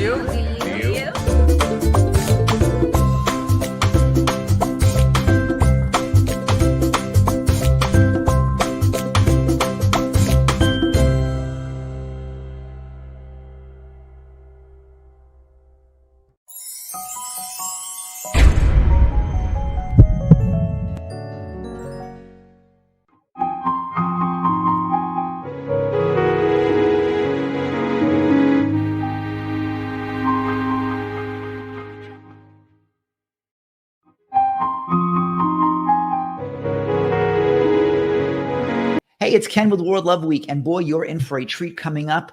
Some of my favorite speakers are up next, and I want to make sure you catch every bit of it. Now, here's the big challenge.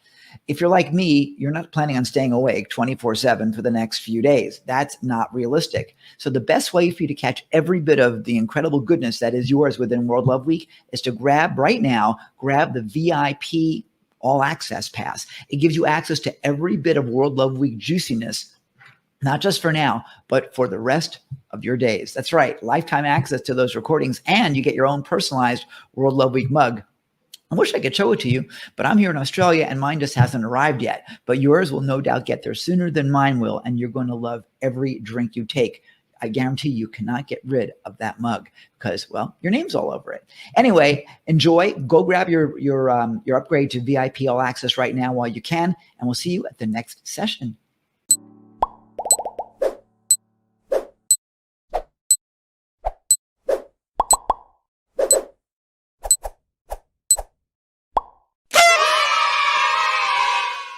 James just brings an element of wisdom and tenderness and connection to any place that he shows up. So with the art of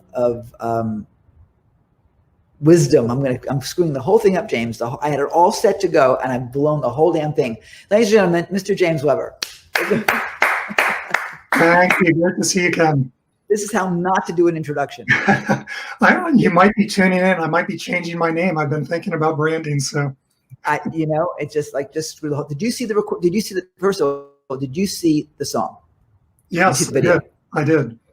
Okay. You put me in, even though I don't know if I was the best voice to be in there, but it was great. You guys did a beautiful job. It was our team in the Philippines and Matt Black, who wrote it. He auto-tuned all of it. Wow, so beautiful, great song. Yeah, and you were the star. We couldn't have done it without you. I don't know about that, but thank you. I thought you were. You really shine there. I love that.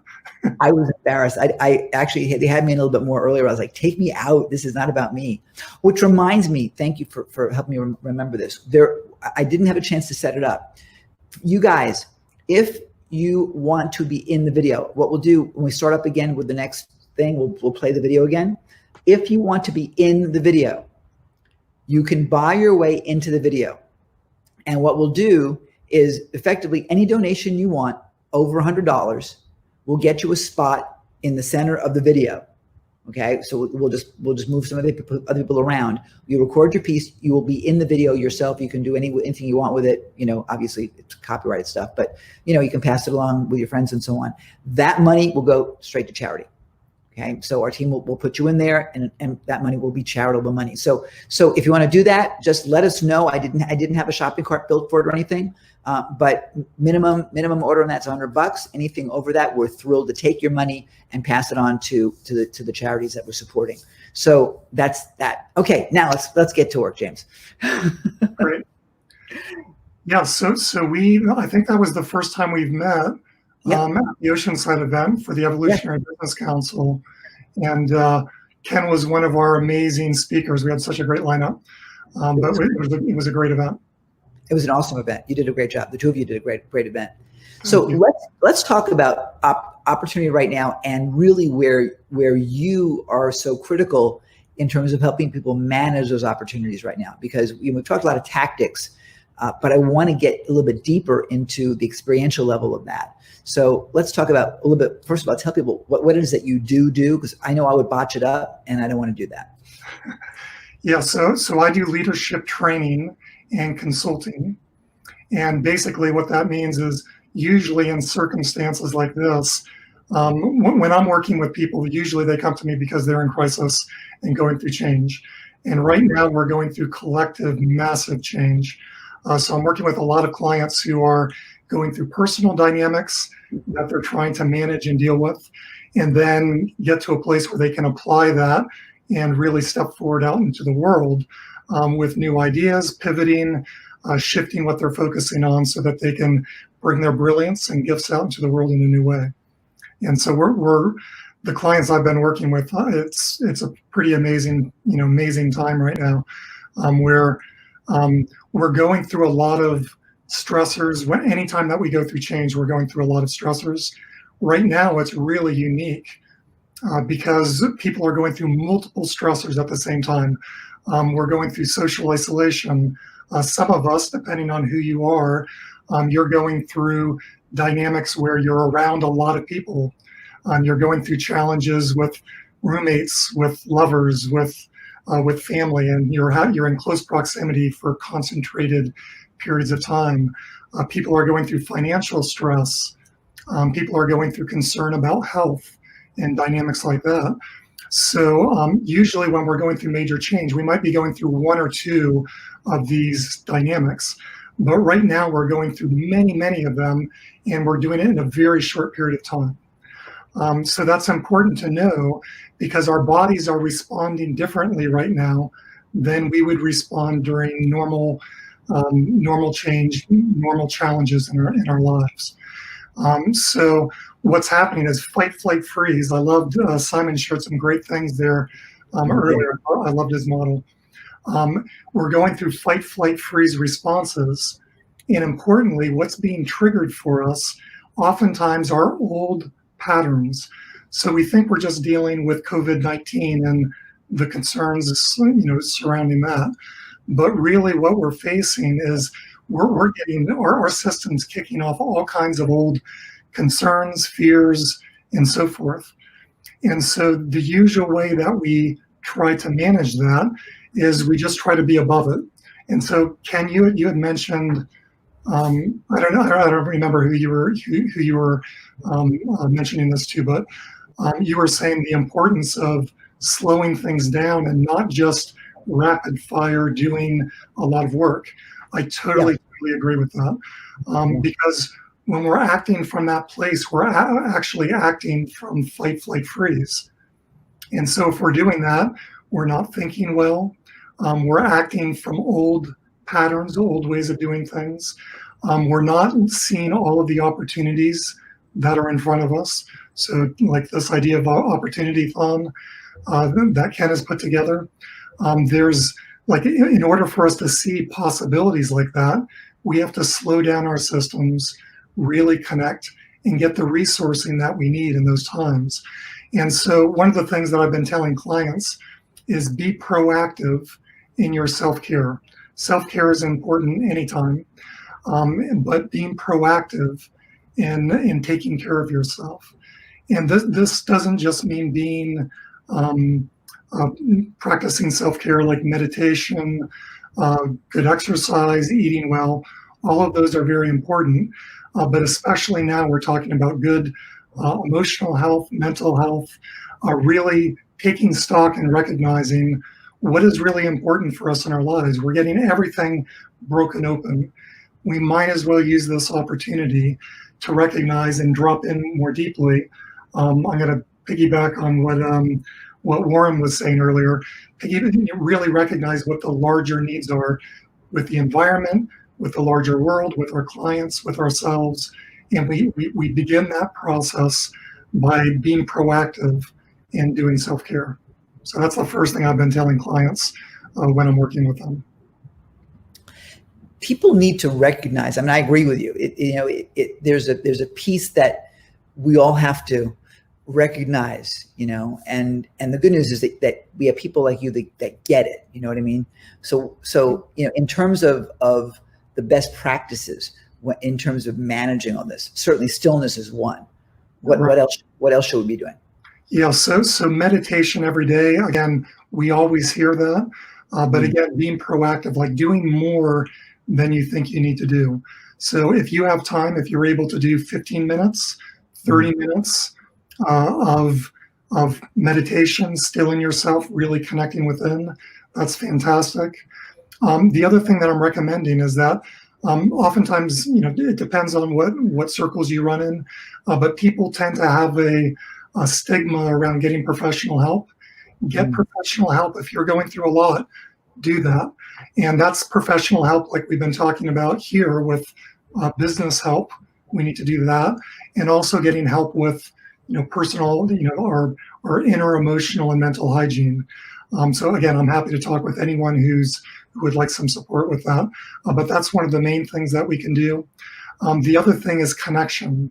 we're again, there's going to be a cumulative effect with these dynamics that we're going through with the COVID-19 and the quarantines and so forth. So depending on where you are, like some of us here in California, I'm in San Diego, we're probably looking at another month. Already people are having, quarantine block parties. People are going crazy, trying to find ways of connecting with more people. Be proactive with that as well. If you can create a network of family and friends who you feel really nurtured by, reach out to them proactively. Don't wait until you're not doing well. Find times to do Zoom calls. Reach out on the phone, like the good old-fashioned phone call works really well also. Find ways of connecting, because again, don't wait until you're not doing well internally. Do it proactively now. It will actually help those in your life, and it will help you as well. So those are some things. The other thing that I'm recommending to people is Ken, I think you've done a beautiful job of doing this, and it's supporting other people at the same time. But finding a project that really allows you to express. So you can express in other ways also. That might be screaming into a pillow if you're feeling frustrated. That might be making sure that you're getting good exercise in, doing things that move the energy through your body, but also doing projects that reach out and support other people as well. And so I love the idea of the opportunity fund that you've put together, because not only is it you expressing and a way of engaging in the world, which is really, really important now for all of us, but it's something that's giving back to the world. And so it's providing an opportunity for all of us who, that's what we do in the world. We help people. It's providing an opportunity for all of us to reach out more, and those who are part of the audience to really receive. And the more we can have that giving and receiving out in the world, the more that together we're going to be moving through this. So that's actually one of the things that I'm recommending to clients as well, because I typically work with them on the personal level and the professional level, is really do some soul searching and find what expression wants to come out for you, and do some brainstorming around that, and put a project out there. Have no fear. Jump out like Ken has. Well, thank you for that. I appreciate that.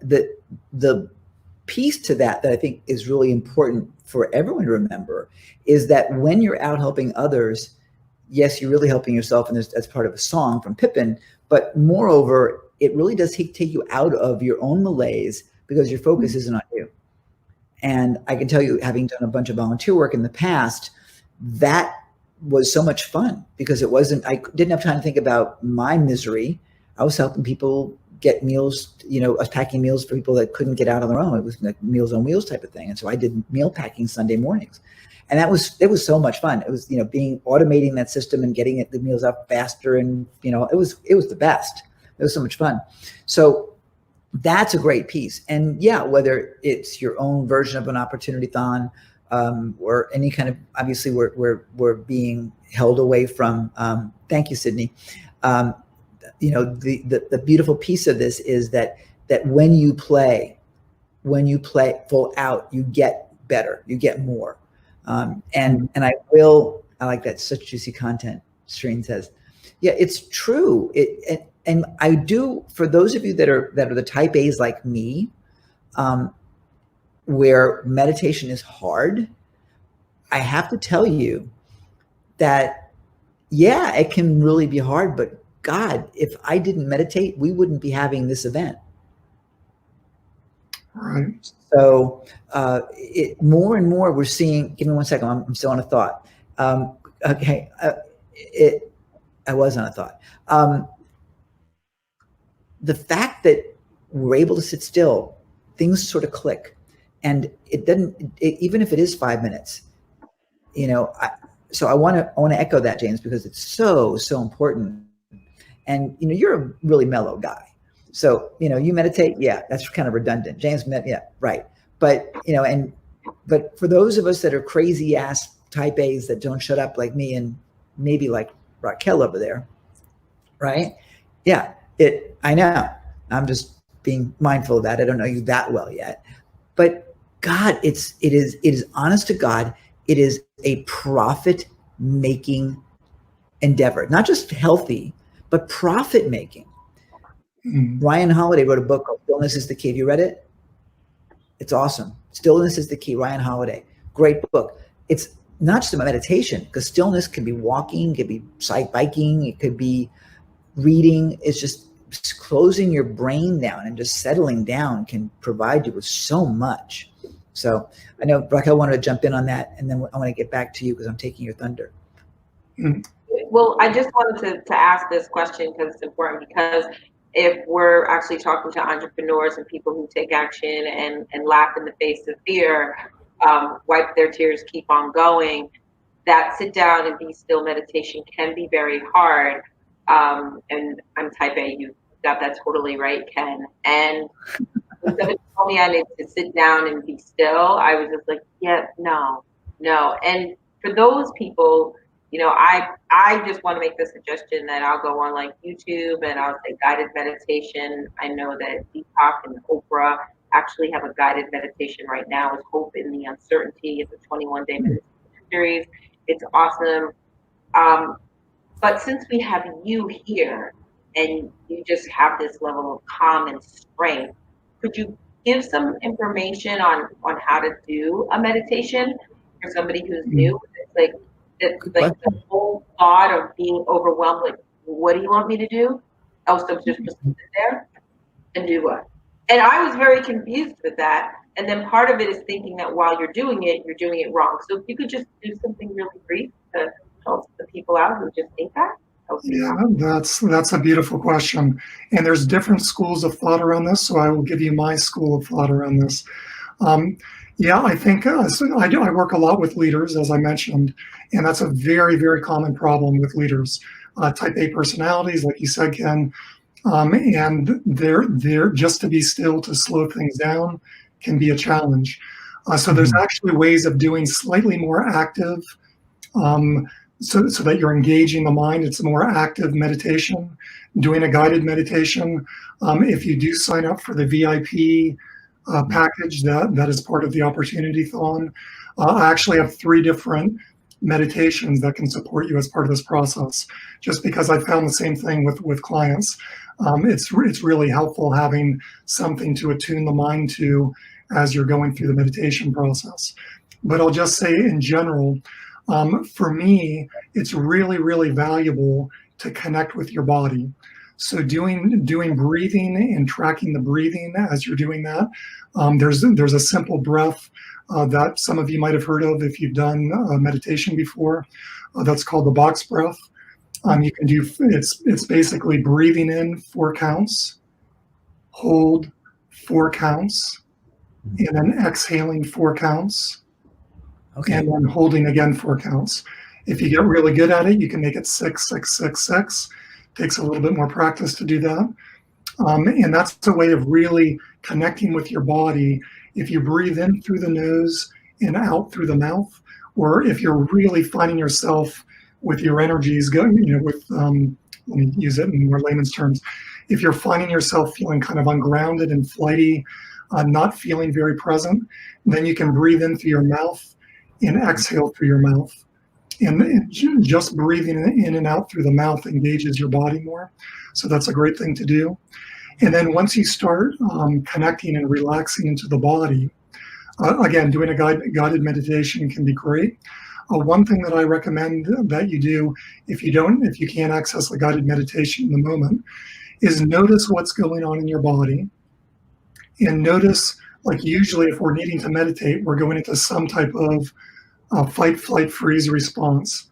How do you feel that in your body? So let's do that right now.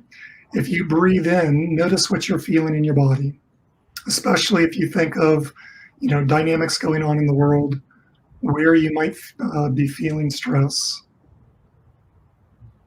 So do you feel tightness? Do you feel some holding? Some people might feel that in your heart. Yep, I feel it. See, you can putting hands on the heart. Perfect. That's a common, really commonplace. Another thing that you might notice is if you're going into that response, you're not grounding much at all. So you can take your hand and actually put it on your heart. Ken, you were already doing that. Yeah.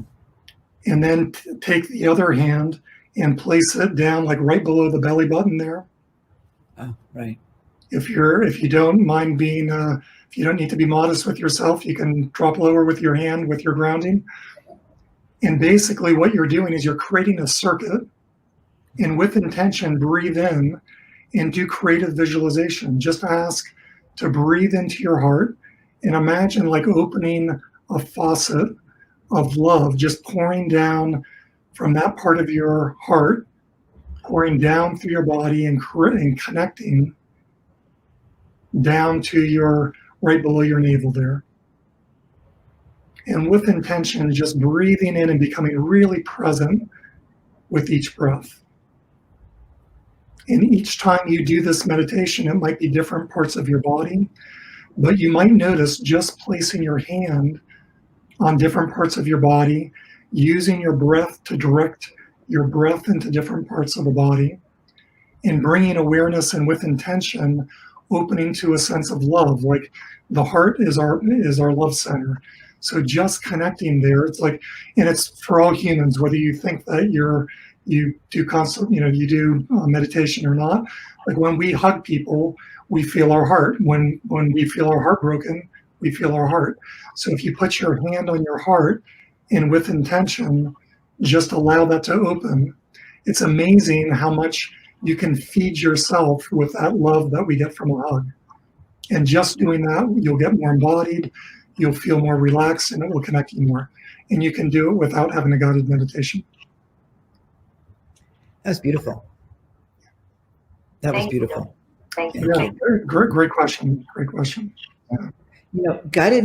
I started with guided meditations because the idea of sitting still terrified me, honestly. Years ago, I was for my birthday, I was bought a ticket to one of those water things, what you floated, the floating things. Mm-hmm. And when I discovered that they close it up and you're left there in silence for an hour, I was like, oh no, we're not doing that. It's like a pod or something. It's the opposite of common. Now I'm willing to try it, but I like, oh my God, I never did it. It's like, I was terrified. But I started doing some meditations with guided meditation, just some Dr. Joe Dispenza stuff. Mm-hmm. And that was kind of cool because I would get down early in the morning to the Intracoastal Waterway at my mom's house on the water in Miami and sit on a chaise lounge by the pool. And I would have at 7:00 in the morning, nobody's outside. And I'd listen to him for an hour. But after a while, I was like, you know what? I'm tired of voices in my head. I got enough of voices of my own. So now I just sit still and I do nothing. And my mind just goes wherever it goes. And ideas show up. So I found that I've had some major breakthroughs on what I could do with my business and my life, what's important, revelations. So I want to just echo what you're telling people to do because it really makes a difference. Mm-hmm. It's amazing just bringing ourselves out of fight, flight, freeze, which we're doing with meditation. We're moving from a more survival base way of responding to the world to being able to access our full being. So it's amazing how much more creative we get. Our cognitive functioning is doing so much better when we're keeping ourselves in good mental health in that way. There's so many benefits to it. And you're bringing up a really good point, Ken. Just doing it on a daily basis, like if you start doing meditation in the beginning and you're not able to do it well, just stay with it. It's amazing if you do this over time and really trust your body to adapt. Your body will start clicking into a groove, and it will become easier and easier. Your body will normalize the more calmed state, and you'll be amazed with what opens up for you. So yeah, do a daily practice with it. Yeah, it's worth doing. I mean, I've been told a number of times in the past when I've been in sort of emotional crisis, if you will. Okay, Ken, 20 minutes a day. Period. And I took it like a doctor's prescription and it made a difference. Mm-hmm. So if you fall asleep, I fall asleep a lot. It's like, okay, so what? You were still and you maybe needed the rest. So not to worry, So yeah, I want to thank you for that. That's great. So what other things do people need to know right now? We're running tight on time. And logistically, we're running tight on time because they only StreamYard only records for 4 hours. Yeah, right. And so where are we at right now? I didn't get the beginning of our. Just to give me a. We're basically kind of done, but I want to make sure that you get the ability to pop in, and also you have an offer that you made as well, which is a really great offer. Yeah, so I wanted to offer this course that I do. It's a 6-week flow masterclass, and with this program, it takes you through a process of really connecting intimately with how these survival patterns are working in your life. We tend to be pretty unconscious with how that's happening, and just bringing awareness to that, and then giving you some tools with how you can free yourself from those survival patterns, and then giving you a process where you can open up to more flow, more grace, more abundance in your life. There's some tools and techniques that you'll be amazed if you practice them, that will allow you to be so much more effective and productive and happy. Like, we don't have to struggle to create. Creation is actually a joyful thing. So if we can move ourselves more into that, Ken, you said the state of play, that's very much it. If we can move more to that state, then we can just do amazing things in the world. So yes, this program really helps you in doing that. Usually I offer this for $7.95. You asked for us to do a crazy, ridiculous price. As part of this, and I believe I did $135. I believe $145, $135. So we do like $159. It's on, but I think the link is wrong on the page. And so it's on the special page. That's why I tried to reach you earlier, but we were already broadcasting. So for those of you that want it, just pop us a note in here. We'll hook you up with James directly, and we'll get you sorted out. Okay, I think I sent you the link, but maybe that's off still. Let me double check that, and I'll get it to you. It's more than likely my end, because I'm not Mr. Organized, so I'm sure it was stuck in one place. Rather than, I will take full accountability, even if it's your fault. I'm taking it's all my fault. So my mother taught me that years ago. So it's always your fault, Ken. So no, I'll accept it. But so if people want to reach you, what's the best way they can get a hold of you? So the best way to reach me is my website. So www.artofheartfulliving.com. And again, the link will take you to that material also, but that's a way to get there directly. And please connect. We have lots of programs, lots of classes for just managing anxiety and stress and so forth, to really stepping into a new level of leadership as well. So depending on what you're looking for and what your needs are.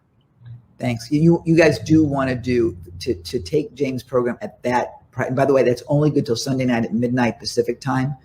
I negotiated to get you guys the best kind of deals I could possibly get you, but it's like only fair for them to do it, A, because of economics for them personally, B, for customers and clients of theirs that are paying the full price. It's only fair that we do it for a short time frame, 4-hour event. So if you want to play, and I recommend that you do, I recommend that you grab it now.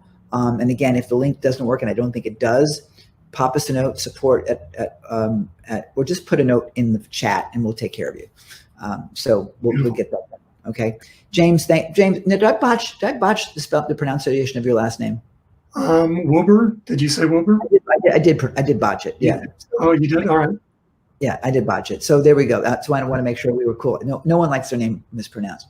So ladies and gentlemen, James Wilbur, thank you, my friend. You are awesome. I'm very grateful for you. I stand for love. Do you?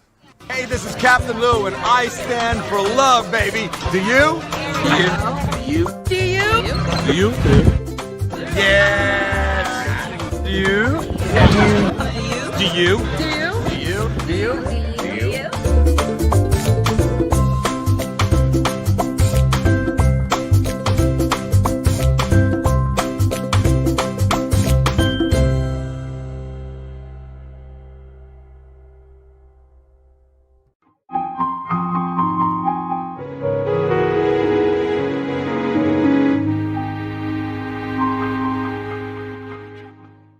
ladies and gentlemen, one of the sharpest guys I know, the amazing Casey Everhart. Hey, Case. Hey, Ken, how are you? I'm glad you're here. It's so funny. Usually I'm down in Sydney and you're off in like Thailand. And now it's weird that I'm in Los Angeles and you're in my second home. It's true. It's true. And you and I are like ships in the night, because when we were speaking together for Brendan, I would do the front end, you would do the back end, and we would never be in the same room at any given time. You know, but I conspired, because getting hold of you and to get you in one place to talk, not easy. So we booked you for this. So now it's our conversation is kind of the deal here. Exactly. You know, it's just, you know, it's the nature of the beast. It's when you have a packed schedule and a packed calendar, it sometimes makes dealing with friends more difficult, only because in the case of you and I, it's like, oh, I can call Ken later. Or, oh, I can call Ken later. Or, oh, I can call Ken later. And then later never comes because you get so booked in. So, you know, we'll talk a little bit about that today in terms of like networking and really maintaining and building those relationships with your peers, with your prospects, and with your customers, and ultimately with other influencers. Yeah, it will, and you excel at that. You have a great tenacity for being able to connect with people. So let's talk about where you see that going and what you see. We have people that are in significant amounts of pain, frozen in their fear. We have people that are in dire need of money, because most people, certainly in the States, what are the statistics right now? They're like 2 paychecks away from bankruptcy. Businesses are 3 weeks away from being out of business. The SBA says it's 72% of businesses won't last through the month without income. That's with their doors shut down. So there's some really crappy statistics. So what recommendations do you have? Well, look, you know, at the end of the day, here's kind of just my sort of core philosophy, and that is that connectivity is today's new currency. Okay, so if you, as a business owner, understand that your currency that we trade in today is connectivity, far and above and away what your product, good, or service is, everything else tends to be okay. So my philosophy is really about always building relationships, adding value to those relationships, getting to the point where when somebody calls me or I call them, I'm a green button person on my phone rather than a red button person. And we all know those red button people. They're the people that when you call, you immediately hit that red button. Yep. So as a business owner, what we teach and train in our internal, in the portfolio of businesses that I participate in or own or whatever, our philosophy is we want our sales reps, we want our people, we want our customers to feel connected to us. And we're going to do everything we can to build those relationships and to stay in that connectivity loop. So right now we're all hanging out at home, wherever that is, right? And it is fascinating to me the number of businesses that have stopped marketing, have stopped reaching out, have stopped connecting and communicating with their customers. And what they're really doing, unfortunately, is they're letting like someone like Kevin, who was just on your show, walk in and steal those customers because his group is out in the forefront of staying connected to people. And other businesses are like, oh, it's time to like cry and whine. I'm going to lean back and I'm going to post yoga pant videos and I'm going to bitch. And at the end of the day, the companies that are out in the forefront, still following up, still marketing, still connecting, still staying in touch, are the ones that are going to win. And here's why, Ken. The reality is that habits are being reformed right now. Yeah. I don't know about you. I live in Los Angeles. We're on full lockdown. Yeah. Full lockdown. I used to love going to the grocery store. Incredibly inefficient for what I do for a living, but I loved going to the grocery store. It was the time where my phone didn't work. I know where everything is. I could go in with a list. It was fantastic. Right now, I haven't been to a grocery store in 2 months. I now have everything delivered to my house. I don't leave the house other than to go for a walk. And that's a new habit. When we come out of this, my grocery store has lost a customer. Why? because the new types of grocery stores have helped me reformulate a habit and have kept me in the habit. So when we come out of this on the other side, new habits of our customers are going to be formed. Yeah, that's true. They're looking right now, right? We've got people watching this right now that are looking for a new opportunity, right? I was listening to Kevin right before us, and I was like, my gosh, you got a lot of people that are stay-at-home moms right now that now they're going nuts. Oh, that their kids are at home. They want a sales job. They want to be. People are looking for an opportunity, whatever that is, in a variety of different places. And those businesses and those entrepreneurs that are out in front of still staying connected, still networking, are the ones that are going to come out of this thing like unscathed. I mean, it's really interesting. I've listened to several of the speakers, and it's kind of interesting to me that a lot of a lot of entrepreneurs are busier now than they were in February.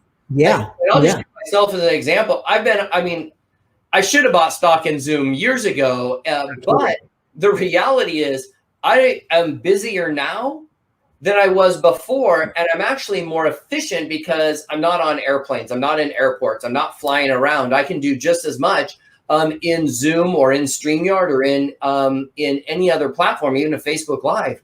Yeah. And now's the time to stay connected more than ever before. Yeah. And that doesn't just mean, by the way, email. And I'm sorry, Ken, it just doesn't mean just email. Email open rates are plummeting. Yeah. So 80, 90% of your work goes unnoticed. How about sending your customer a box of brownies or a cup of coffee or a nice card or a water bottle or a text that says thank you or a Facebook. I mean, there's a gazillion different things you can do. Sorry, I'm off on a tangent. It's been but you and I have been having that conversation for a while, and in fact, you spanked me last time we spoke, so it's fair. And we've talked multi-channel. That multi-channel approach works. It's not just a phone call. It's not just a billboard, or it's not just a newspaper ad, or it's not just it's everything. Yeah, I mean, here's the thing.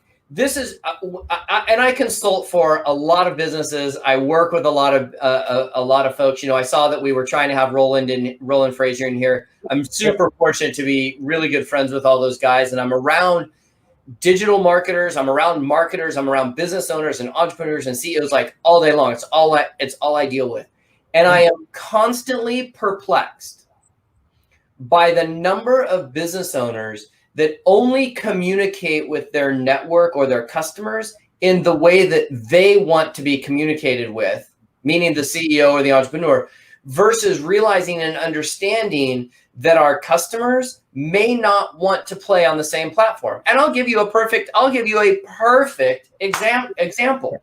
Yep. I am a Facebook Messenger and chat person. Mm-hmm. Facebook Messenger and text. Yep. Ken, I know you love Skype. Not anymore, but yes, you're right. My friend Bijal, who's coming up next right after me, he loves the WhatsApp. Loves it.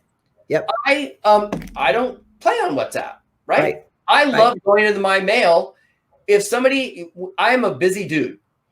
Somebody sends me something in the mail, it gets opened 100% of the time, right? But if you're only sending emails, I got news for you. You got 90% of your work going unnoticed. So so whatever you spend per lead to put on your email list, you got to times it by 10. That's your true cost, because that's what it's costing you to get somebody to actually read your message. Right? So when I meet someone, I mean, I've got an entire process, right? So if I meet Ken face to face, and I don't know if this is appropriate, Ken, but I'm going to share it anyways. I like having stuff that people can actually walk away with and do. So that's our deal.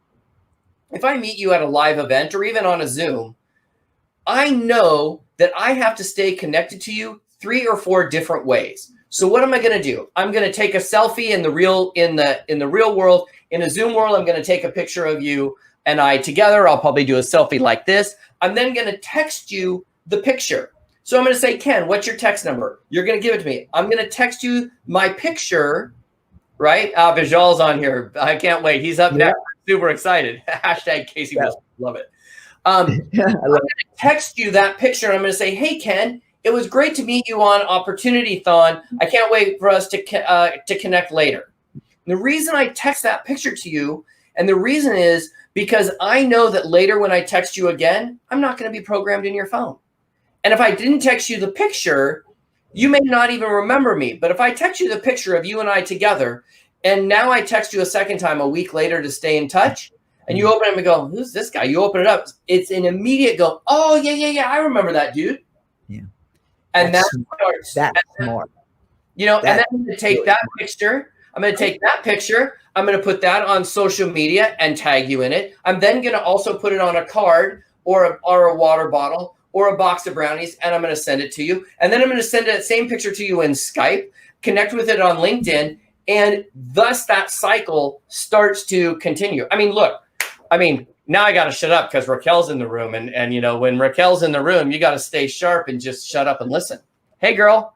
Hey, how are you doing? So Casey didn't know I was here, but I want to tell you that there's so much opportunity, and it is about connecting. It totally is. And I got connected from Casey through meeting somebody who met somebody who met somebody who led me to Casey. And Casey very much walks his talk, because I would come home from a trip and here it says Casey, and then you open up the box. You go, girl. Oh yeah. I love it. Huh. So, no, facts, right? A thank you card, right? How often do you get like a box with goodies and a thank you card? And in the thank you card is a letter. Yeah. Like, how amazing is that? Now, I'm going to ask you, because people will be like, oh, Casey, did you know that I was going to be on the Opportunity Thon as a co-host? No, I did not. No, not at all. I mean, let me say this.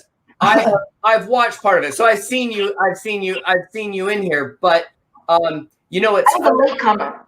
You're a latecomer. I get it. I can still remember doing your radio show in Las Vegas. It was one of the most fun podcast radio shows I've ever done and ever had the pleasure to hang out with.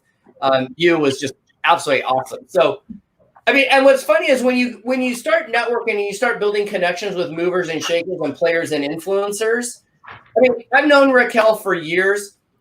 I've even watched both of us change careers.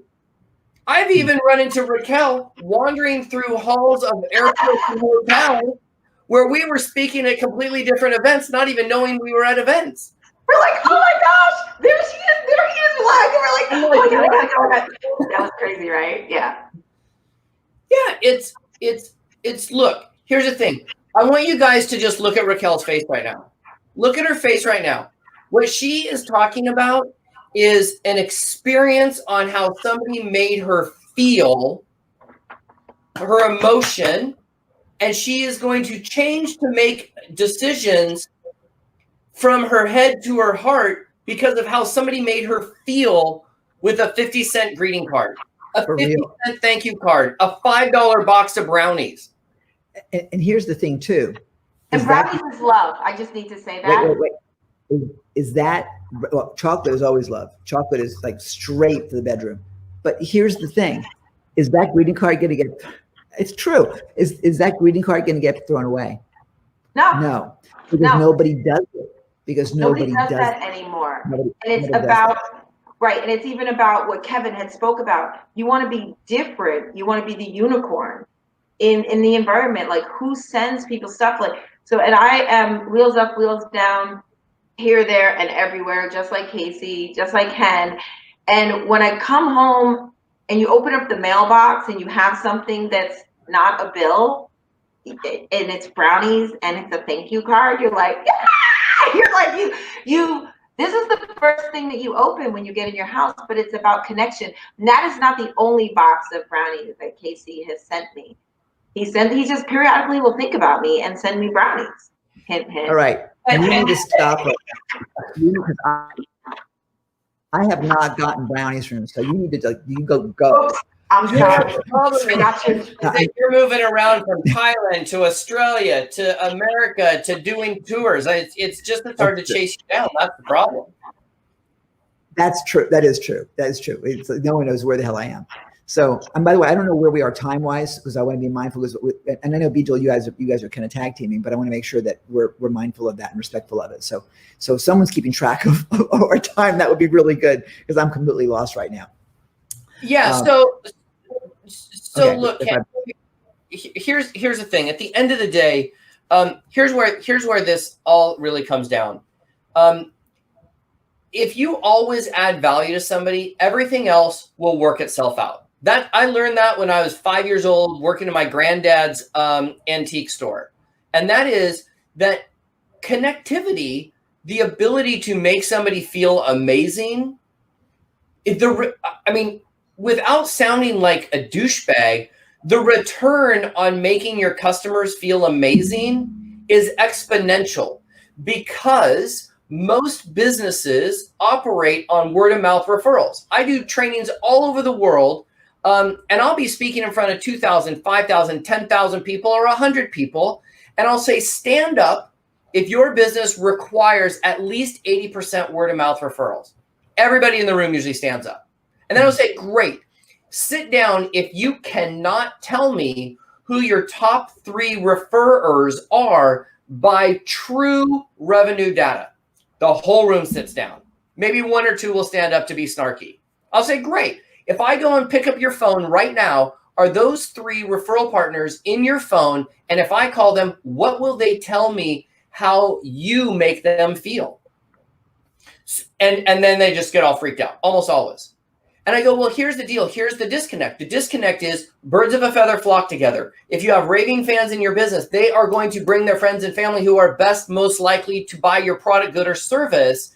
But yet you're not even able to tell me who those people are by data, not just by, oh, well, yeah, I think Ken sends me this. And I think Joni sends me this. I want to know by data, number 1. And number 2, people want to just be made to feel special. So if you are not out there making your customers feel awesome, you know who is? Your competition. Yeah. The people that can spend more to make your customer feel better about themselves is always going to win 100% of the time. 100% of the time. If you have a competitor and they outspend you in making your customer feel amazing and awesome, you will lose eventually. Yeah. It's customer experience. It's always been customer experience. It's, people want to feel good. And you know what, though? It's not just even business. Think about it at home. If you are not reinforcing your spouse, significant other, boyfriend, girlfriend, even your dog, they're going to find someone else. Yeah. You got to take care of it. And you've been doing this for a long, long time, Case, because I followed you from like send out cards to banner season and so on. And it makes so much sense. And back in the old days, long before Al Gore invented the internet, when I was in the real estate business, we would buy these I forget the name of the company, but these these reminder cards, we'd buy a subscription of them. But that was so passive, it was meaningless. Yeah. But at least it was something. Now the technology that is available. I mean, Ken, look, I can send out a coffee mug. Now, I know if you're listening to this, and I'm holding up a coffee mug that says you make a difference on it and the name is on it, right? Yeah. Well, for $10, I can send this to someone. How is Raquel going to feel when she gets home from a long week on tour, a long couple of weeks out on tour? She's been dealing with tons of angry promoters and irritating customers and irritating audience members. And she comes home and there's a box there and it has a coffee mug in it and says, you make a difference. And it has her name on it. She's going to love it. She's going to love it. She's going to love it. And ultimately, next time when I call Raquel and I say, hey, Raquel, I have something that I want you to take a look at. I know she's at least going to give me the opportunity to take a look. She may not be it may not be the right product or service, but she's going to let me at least give her the overview, right? Right. And maybe if she's not interested, would she possibly give you a referral? Because that happens also, because it's the law of reciprocity. The law of reciprocity says, well, maybe if we don't do business together, he's giving me brownies, he's giving me coffee cups. Ken's not even getting this type of stuff, but I am. I know. I know. Sorry, Ken. Yeah. I am sharper. But you know what? But you know what? I'm visiting Sydney now, and you're not. I know. I'm stuck in Las Vegas and it's closed. But it goes back to the point is it's about the connection is made. And from the moment I met Casey, we were connected. And it's crazy because I met Casey in a totally different venue, and I'm finding that we have a whole multitude of friends because like finds like, which is what Casey said. So even if somebody says, "Hey, thank you, but that's not for me," you could get the referral. And that happens all the time, right? All the time. Listen, connectivity is today's new currency. So Suze even commented on this, and this is so true. It's great to make your customers feel amazing. Thanks, Raquel. It's great to make your customers feel amazing. If it's a whole nother level when you start making your staff feel amazing, when you reach out and apply these same principles to your vendors. I mean, guys, a stupid $10 coffee mug or an $8 thing of brownies that gets you in the door to a CEO of a vendor that's giving you a rough time, massive. I mean, truth be told, I should probably keep my mouth shut on this because I don't know if he's watching. But my credit card processor, the company that runs all of the credit cards through our businesses, geez, sorry. A stupid water bottle with he's a big football, I think. I'm not a sports guy, but a football thing. So I put his team logo on a water bottle with his name on it and sent it to him. He, out of the kindness of his heart, gave me a quarter point or a half point discount on all my processing. For those of you that have credit card processing, a half point discount on your processing over a $30 water bottle. Oh, yeah. DTM. Do the math. Yeah. Do the math. Yeah. Okay? And I said that. Can I just jump in? Because I have to, we're all not only talking about business relationships, connectivity, but your house has to be correct. I want people to understand that domestic abuse is actually exponentially on the rise. Imagine if, seriously, that same coffee cup or that same brownie, your significant other, your kids, they're your number one client, right? If you can treat people good outside of the house, people good that are inside of the house, a little goes a long way. And Ken had just mentioned that it's that important. So not only think about doing this in business, but think about doing this in your home life with the people that you also love. Absolutely. And look, here's the thing. Guys, just going back to this staying connected to different things, I want to just use another example. I want to share just a quick story. I was speaking at an event in Las Vegas, actually, at the world's largest wedding professional show, Wedding MBA. It's a massive, massive show. And I was doing this presentation and I looked around and the room was fairly older in age. Okay. So we had I think there were about 1,000 people in the room this day. And I don't know why it just hit me in the middle of it. I was trying to explain this whole idea where not everybody wants to pick up the phone. Not everybody wants to be on the Facebook. Not everybody knows TikTok, right? So I said, how many of you are grandparents? And almost everybody raised their hand.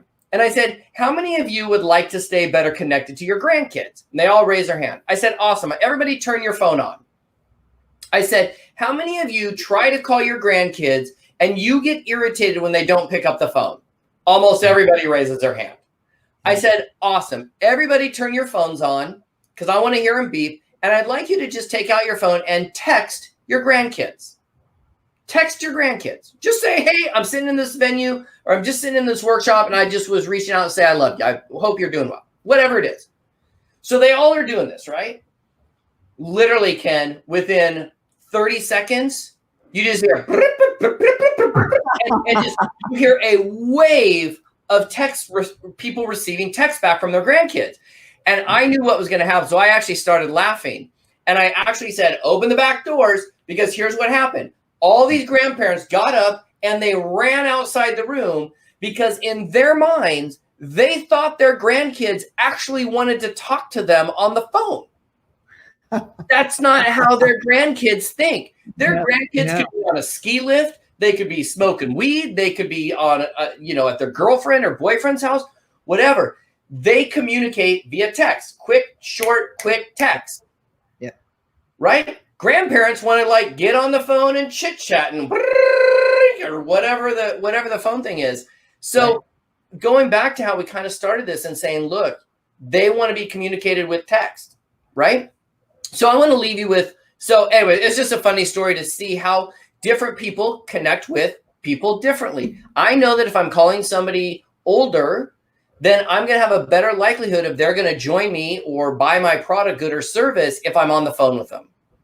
If they're younger, they probably are more online. If they're under 18, they're probably on Snap or TikTok. Sorry. If they skew a little older, they're on maybe on Facebook. If they are a visual or I'm selling something visual, I'm going to probably be on Pinterest or Instagram. It is so important as you build out your network. I'll kind of just throw this at you, Ken. And I know you got Bijal coming up here. So I just say, when you guys are out networking and you're meeting people, here's the thing. Go talk to the influencers. There's 5 people I talk to at every type of an event. And it's the same 5 people everywhere I go. Doesn't matter. Yeah. Speakers, the reason speakers, they listen, watch how just in this, I've highlighted Raquel, I've highlighted Kevin, I've highlighted Bijal, I've highlighted Ken throughout this whole thing. Yep. That's why you want to get to know the speakers. I do research on speakers before I go to an event so that I have something to talk to about when I show up at the event. It's why I can go into a room and people know me very quickly, because I've already done my research on the speaker. I have a dossier on every speaker before I ever go to an event. The organizer of the event, I'm buddies with Ken. I'm buddies with Dean. I know these guys because I've built relationships with the organizers. They know everyone. They're the ones making the decisions, who the speakers are. If Ken introduces me to another speaker here, that will have more impact than if I just go try to introduce myself. The organizers or the promoters, they're doing a warm introduction for you is massive, right?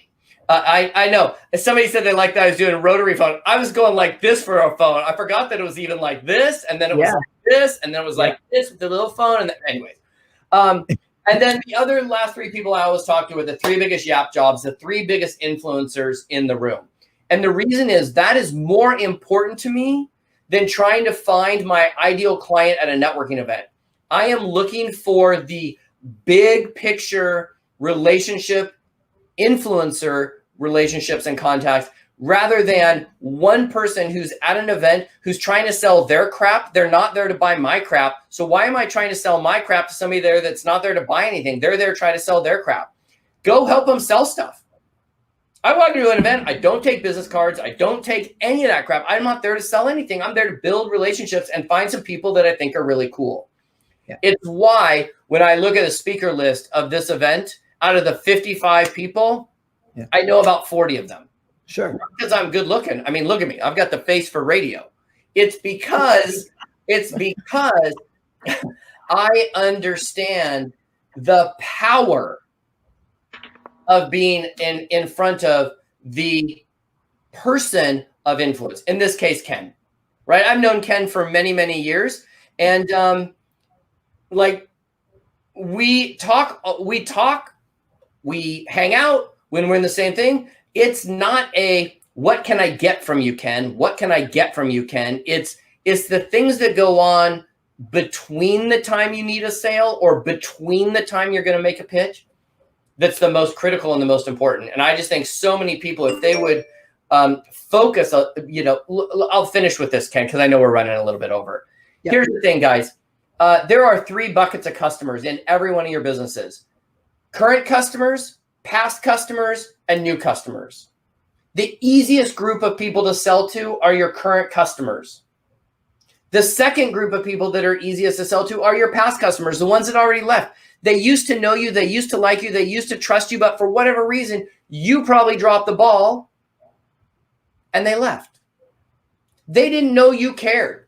So the guy or the gal down the street showed them. So it's pretty easy to get some of those folks back. Yep. The hardest group of people to sell stuff to, you guys, are the brand new people. Yet I ask you, where do you think most businesses spend 90% of their time, energy, money, and resources trying to find new people? Whereas if you would go make raving fans out of your current customers, show them that you care, offer them more solutions to problems that they might be having, easy. Bring back, have a win back program. Send them some brownies and say, hey, we jerked this thing up. Come on back. We love you. And finally, Ken, you're awesome. Thank you for having me. I love you. You are, and I'll tell you, you did exactly what I asked you to do. You actually exceeded what I asked you to do. Because what I asked people to do is give me tangible things that we can put into action immediately that will provide tangible results, and that's exactly what you did. And I'm not surprised, because that's just who you are, and I appreciate that. But I started on time. I got to tell you that we have an amazing human about to join us, and it is a pleasure. That's a professional speaker talking. It is a pleasure to welcome the incredible, the amazing, the one, the only, the legend, Mr. Les, Amy Brown's little boy. Mr. Brown, how are you? I'm blessed to be in the presence of your greatness. How are you?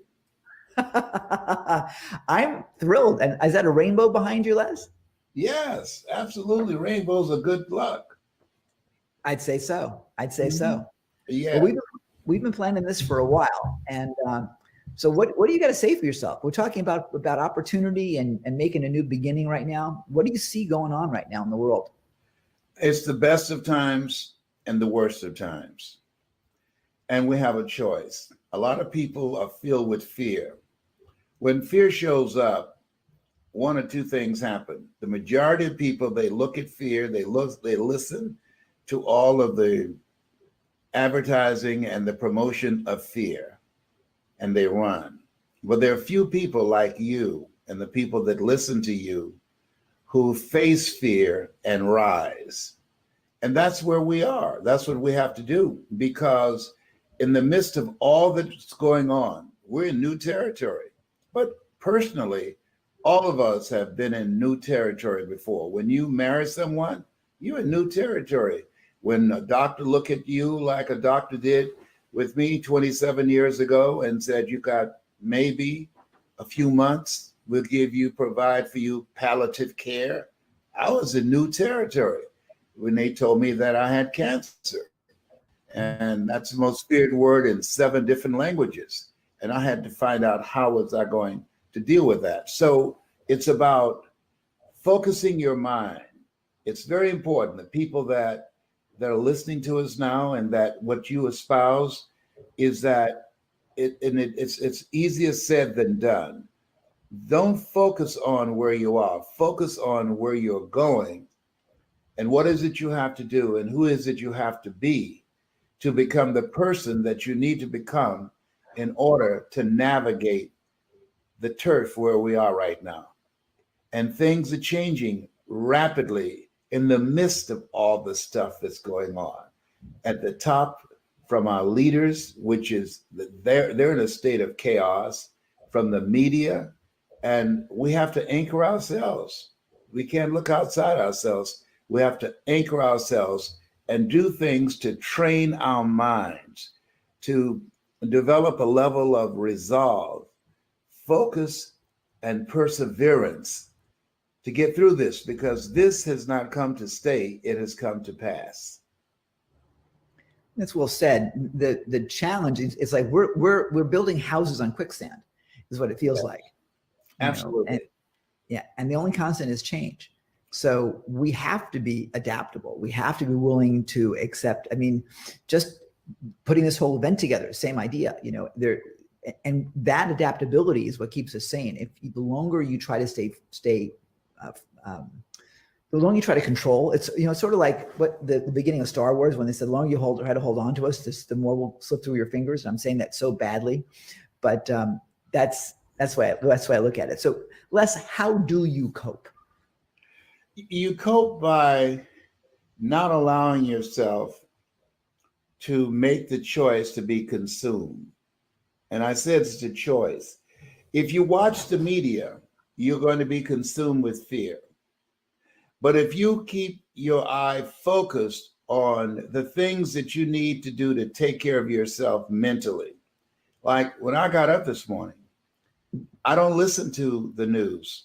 Whatever you listen to the first 20 minutes when you get up in the morning, it affects the spirit of your day. So I listen to motivational messages to program my mind and set my mind the way that I want it to go in the direction that best served me. Fear does not serve me. God has not given us a spirit of fear, but a spirit of power and of love and of sound mind. So I listen to motivational messages when I first get up. I review the goals that I wrote down last night, the 7 things that I want to get out of today. And I write down 7 things that I'm grateful for. And after I do that, then I take off and start working on my list, my agenda for my life. If you don't have an agenda for your life, you're going to be a part of somebody else's agenda. So this requires discipline and requires focus, because where focus goes, energy flows. And we have never been in this place in a variety of ways. Number one, yes, when we wake up in the morning, we're inundated with over 5,000 messages, various corporations and media competing for space in our minds. And so we have to take the position to be mindful and intentional to protect what gets in our ears and what we watch. We have the ability to choose the thoughts that we're going to dwell on. We can't control the thoughts that come into our minds, but we can control the thoughts that we dwell on. And right now, we have to be amped up and very dogged and determined to have an optimistic mindset and to embrace the reality that this has not come to stay, it has come to pass, and we will get through this. Yeah. Well, we're talking about opportunity the whole time, and it's about being adaptable. But while this is a bigger sea change than we've seen in a long time, it's not the only one that is out there. I mean, the virus piece is pretty significant. We're comparing it to the Spanish flu and those type of things, which no comparison. No comparison. Yeah.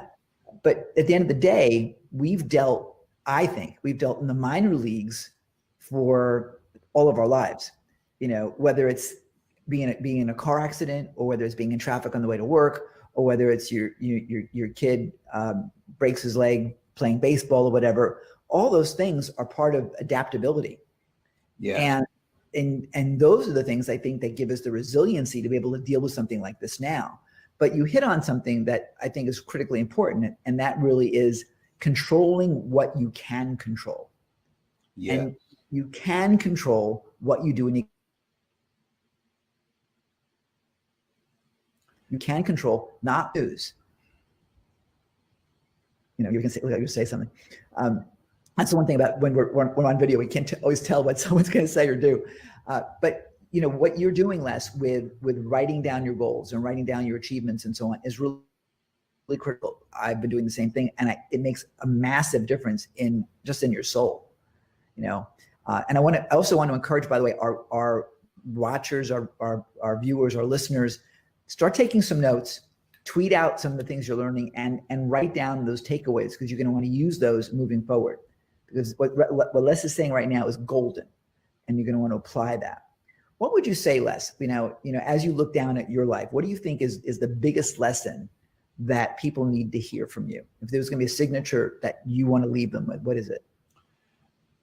Make up your mind and commit yourself to live a life that will outlive you.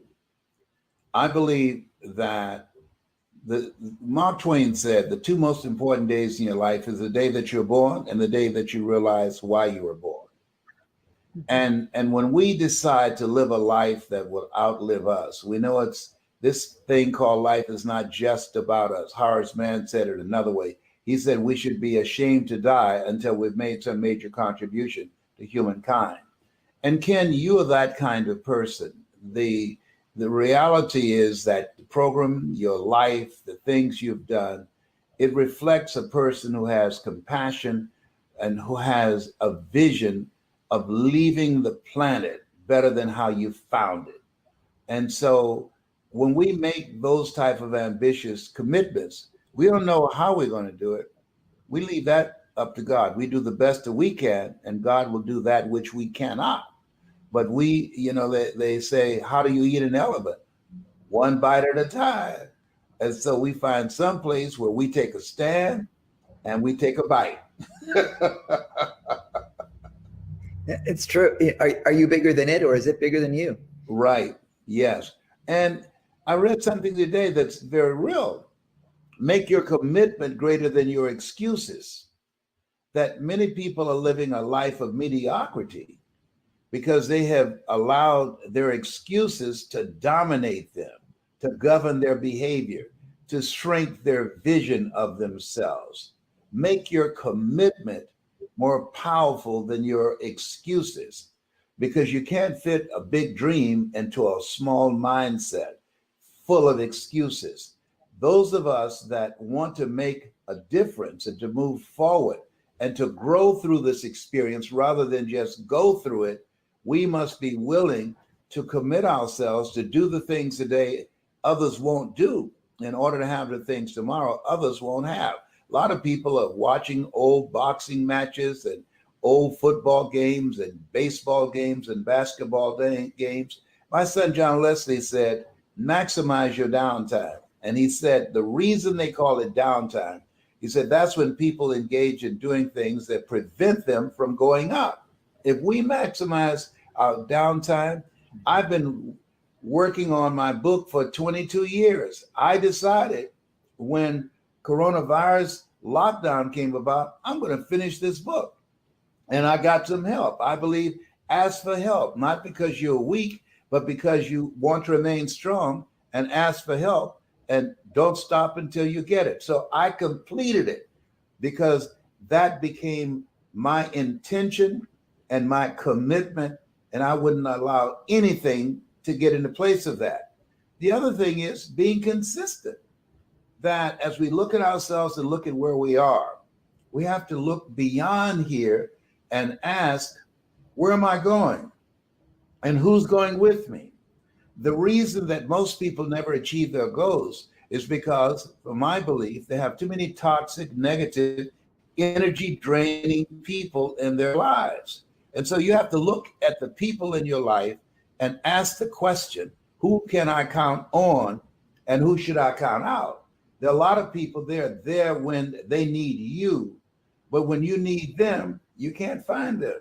Mm-hmm. And so now you want to create and deepen your relationship with people that you know that you can count on, and create a mastermind or a team, if you will, of collaborative, achievement-driven, supportive relationships that can take you in the direction of where you're going. You can't do it today solo. Yeah, no, it's true, especially now. Especially now. We learn, I think, with this, that we're dependent on so many others, especially as we get of age. My mom is older than me. I'll leave it that way. She's watching. I can't disclose her age. And she's very self-sufficient, but at some point she may not be. At some point she may need people to help her. Once a man, twice a child. Yeah, yeah.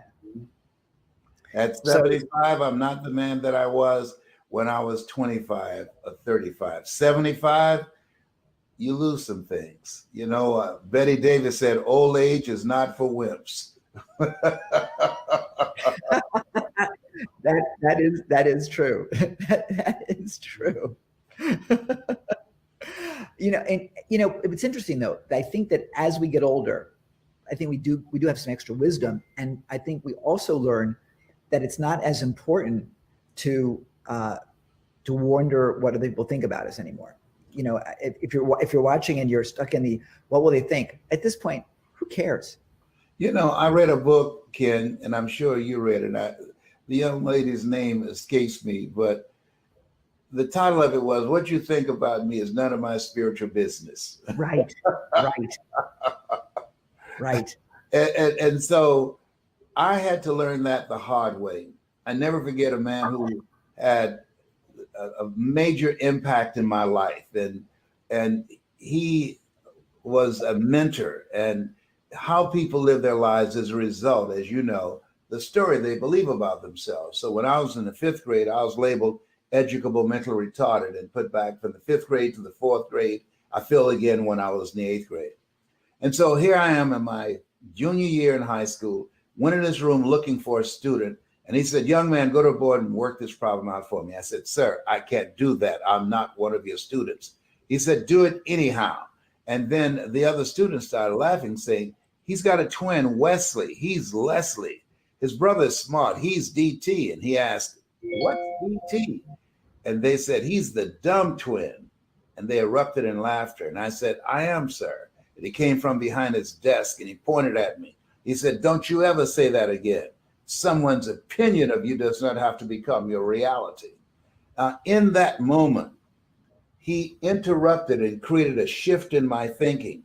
Mama said, sticks and stones can break your bones, but words can never hurt you. That's not true. Words can hurt, and very deeply.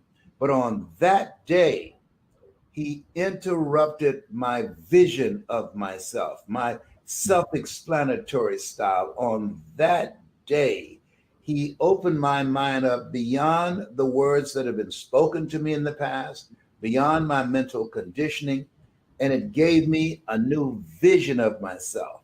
And I think that where we are is that adversity introduces a man to himself.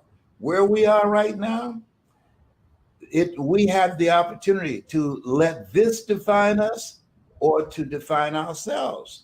When the doctor looked at me 27 years ago and said that I had terminal cancer, had a choice. And what he did was, which was so shrewd, he said, you have cancer. Your PSA is 2,400. 1 to 4 is normal. And it's metastasized to 7 areas of your body. And I smiled. He said, why are you smiling? I said, hey, 7 is my lucky number.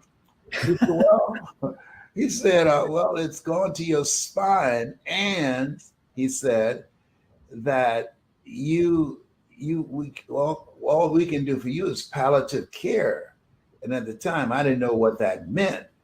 But what got me was, I asked him, can we get a second opinion? He said, yes, and you're ugly too. I said, you didn't just call me ugly, did you? He said, yeah. I said, man, that's not nice. I can't believe you called me ugly. And then he interrupted our laughter. We both laughed, and he said, and you got this. We determine the diagnosis. You and God determines the prognosis. You got this. You've got to make a radical change in your lifestyle, in your eating, your exercise, your mindset. You got this. You determine how long you're going to be here. And he gave me a watch with no hands on it. I said, what am I going to do with this? I can't tell time. This says to you, when you look at it, you determine how long you're going to be here. You determine based upon your discipline, based upon your vision, based upon your commitment to a new lifestyle. And you talk about, it took less than 10 minutes and it changed the direction of my life. It changed me. And I'm still here 27 years later. And so we determine in the midst of Corona, not Corona, we determine how we're going to come out of this. We've got to be mindful. We've got to do the things that's necessary to keep us out of harm's way. I just came from a business meeting, my first business meeting. My kids got me out of the house because one of my kids didn't come for a meeting. And I called them. I said, look, I don't know how to meet anybody now. I'm not used to this. This is my first outing. And so Calvin said, Dad, he said, don't get too close to him. Just do an elbow bump. I said, okay. And he said, then walk back 6 feet. I said, okay. So here we are in the lobby of this hotel, the Renaissance Hotel, the huge hotel, only 6 occupants there. And we're seated 6 feet from each other. And we're talking about a business deal. Okay. I said, you know what? I'm interested in being in business with you, but I'm not dying to be in business with you.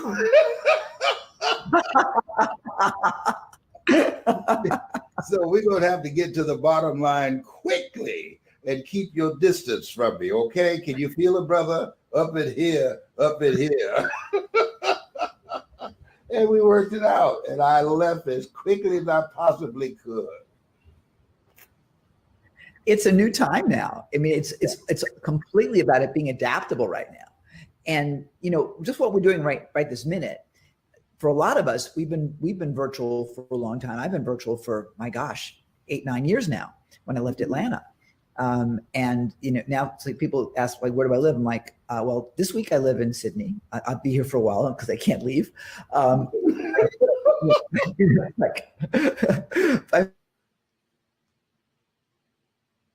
But really, but the funny thing is that when I will tell people that, I traveled the whole last year. I had a rollerboard and a backpack. That was it. And people couldn't understand that. They're like, but where's home? I'm like, well, right now it's here. It's this hotel. We have to be adaptable like that. We have to be willing to do that. And when the crap hits the fan, then yeah, we just do a Les Brown laugh. We should actually have a competition for a Les Brown laugh this weekend, guys. I enjoy life so much. A lady told me, she came to one of my meetings, and I saw her. She looked familiar, but I wasn't sure. And she said, "Do you remember me?" I said, "I'm not sure. I just have a feeling I've seen you before, but I'm not sure where." Well, when I saw her, she was made up, quite made up differently. She was the lady of the evening. Oh. And so I was going to speak at the Caleb Auditorium. And I said, how would you like to come to the meeting where I'm going to speak to? I'm going to be speaking on living your dreams so that you can leave this corner and never have to sell your body again. And she said to me, how would you like to go to hell? And I say, wow!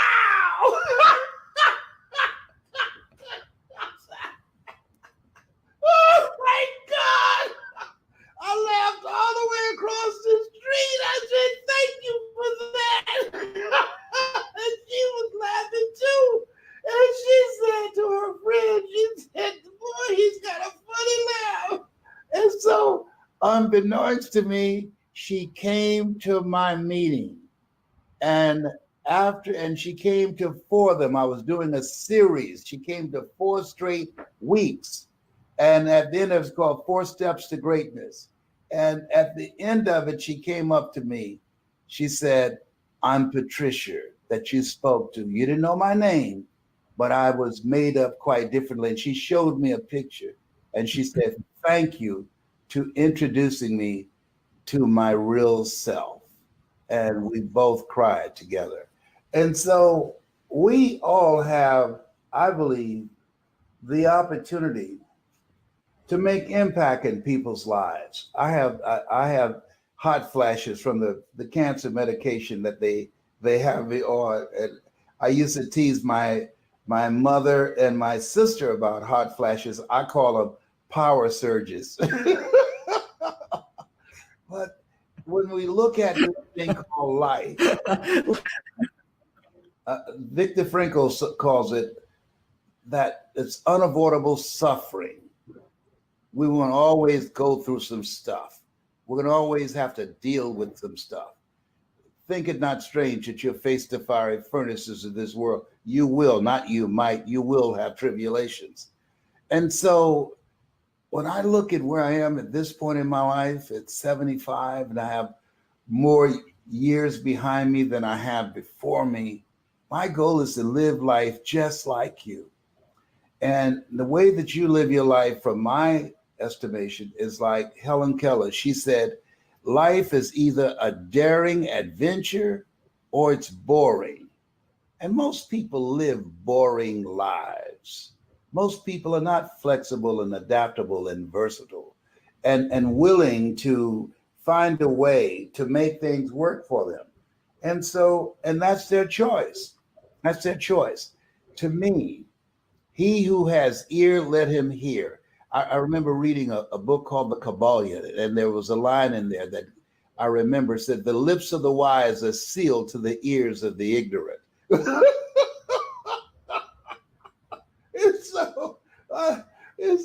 To me, I think that we have to be not just the messenger, but the message and how we live our lives. And this opportunity that you created, this broadcast, to interrupt people's thinking, to let them focus on themselves, to inspire them to go within rather than living their lives from without and being consumed with fear. To see this as an opportunity, it's a crisis. Crisis means danger, and it means opportunity.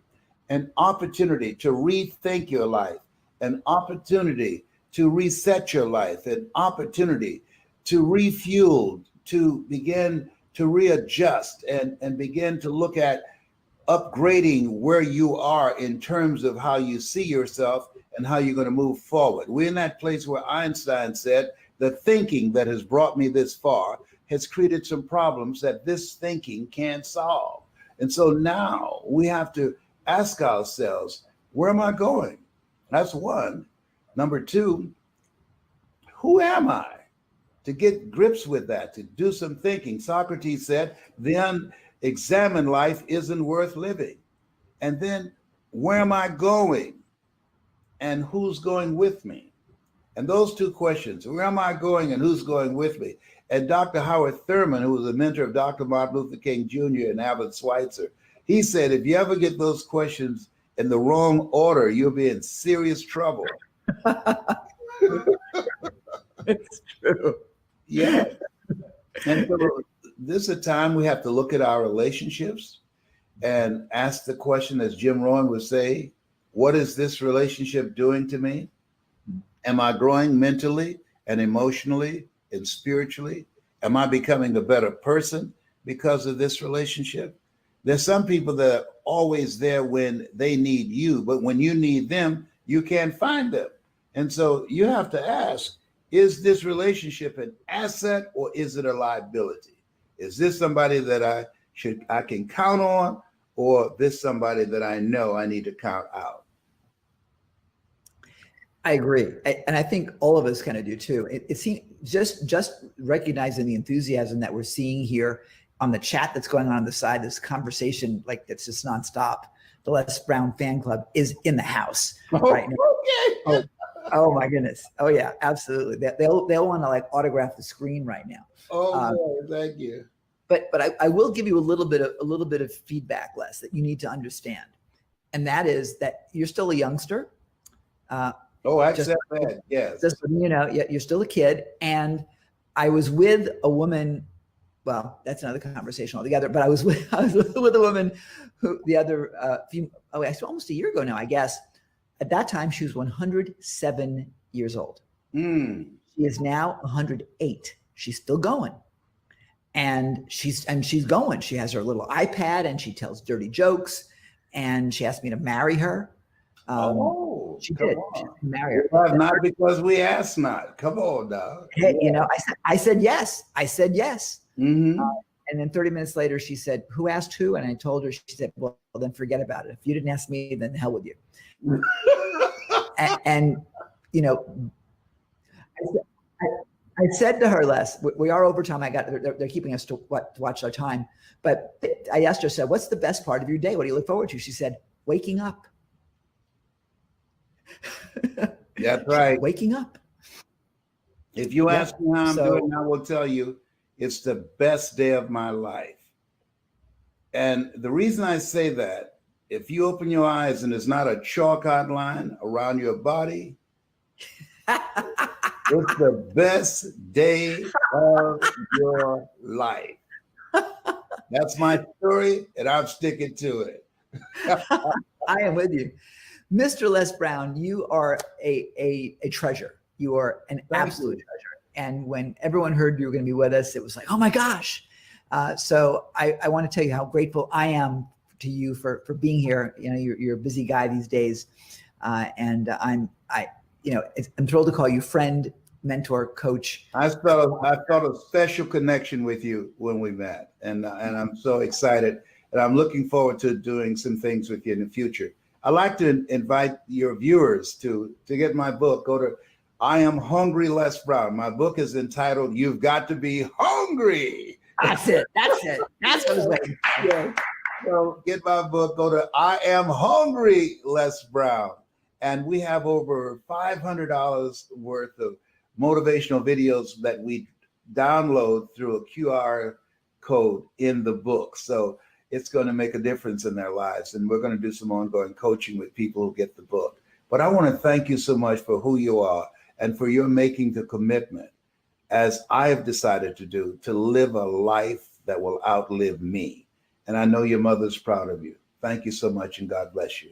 And to you too, my friend. Everybody, let's get here for Les Brown. Just so you can clap at home and you can pop it in. Mr. Brown, you're awesome. We will talk next week. Okay.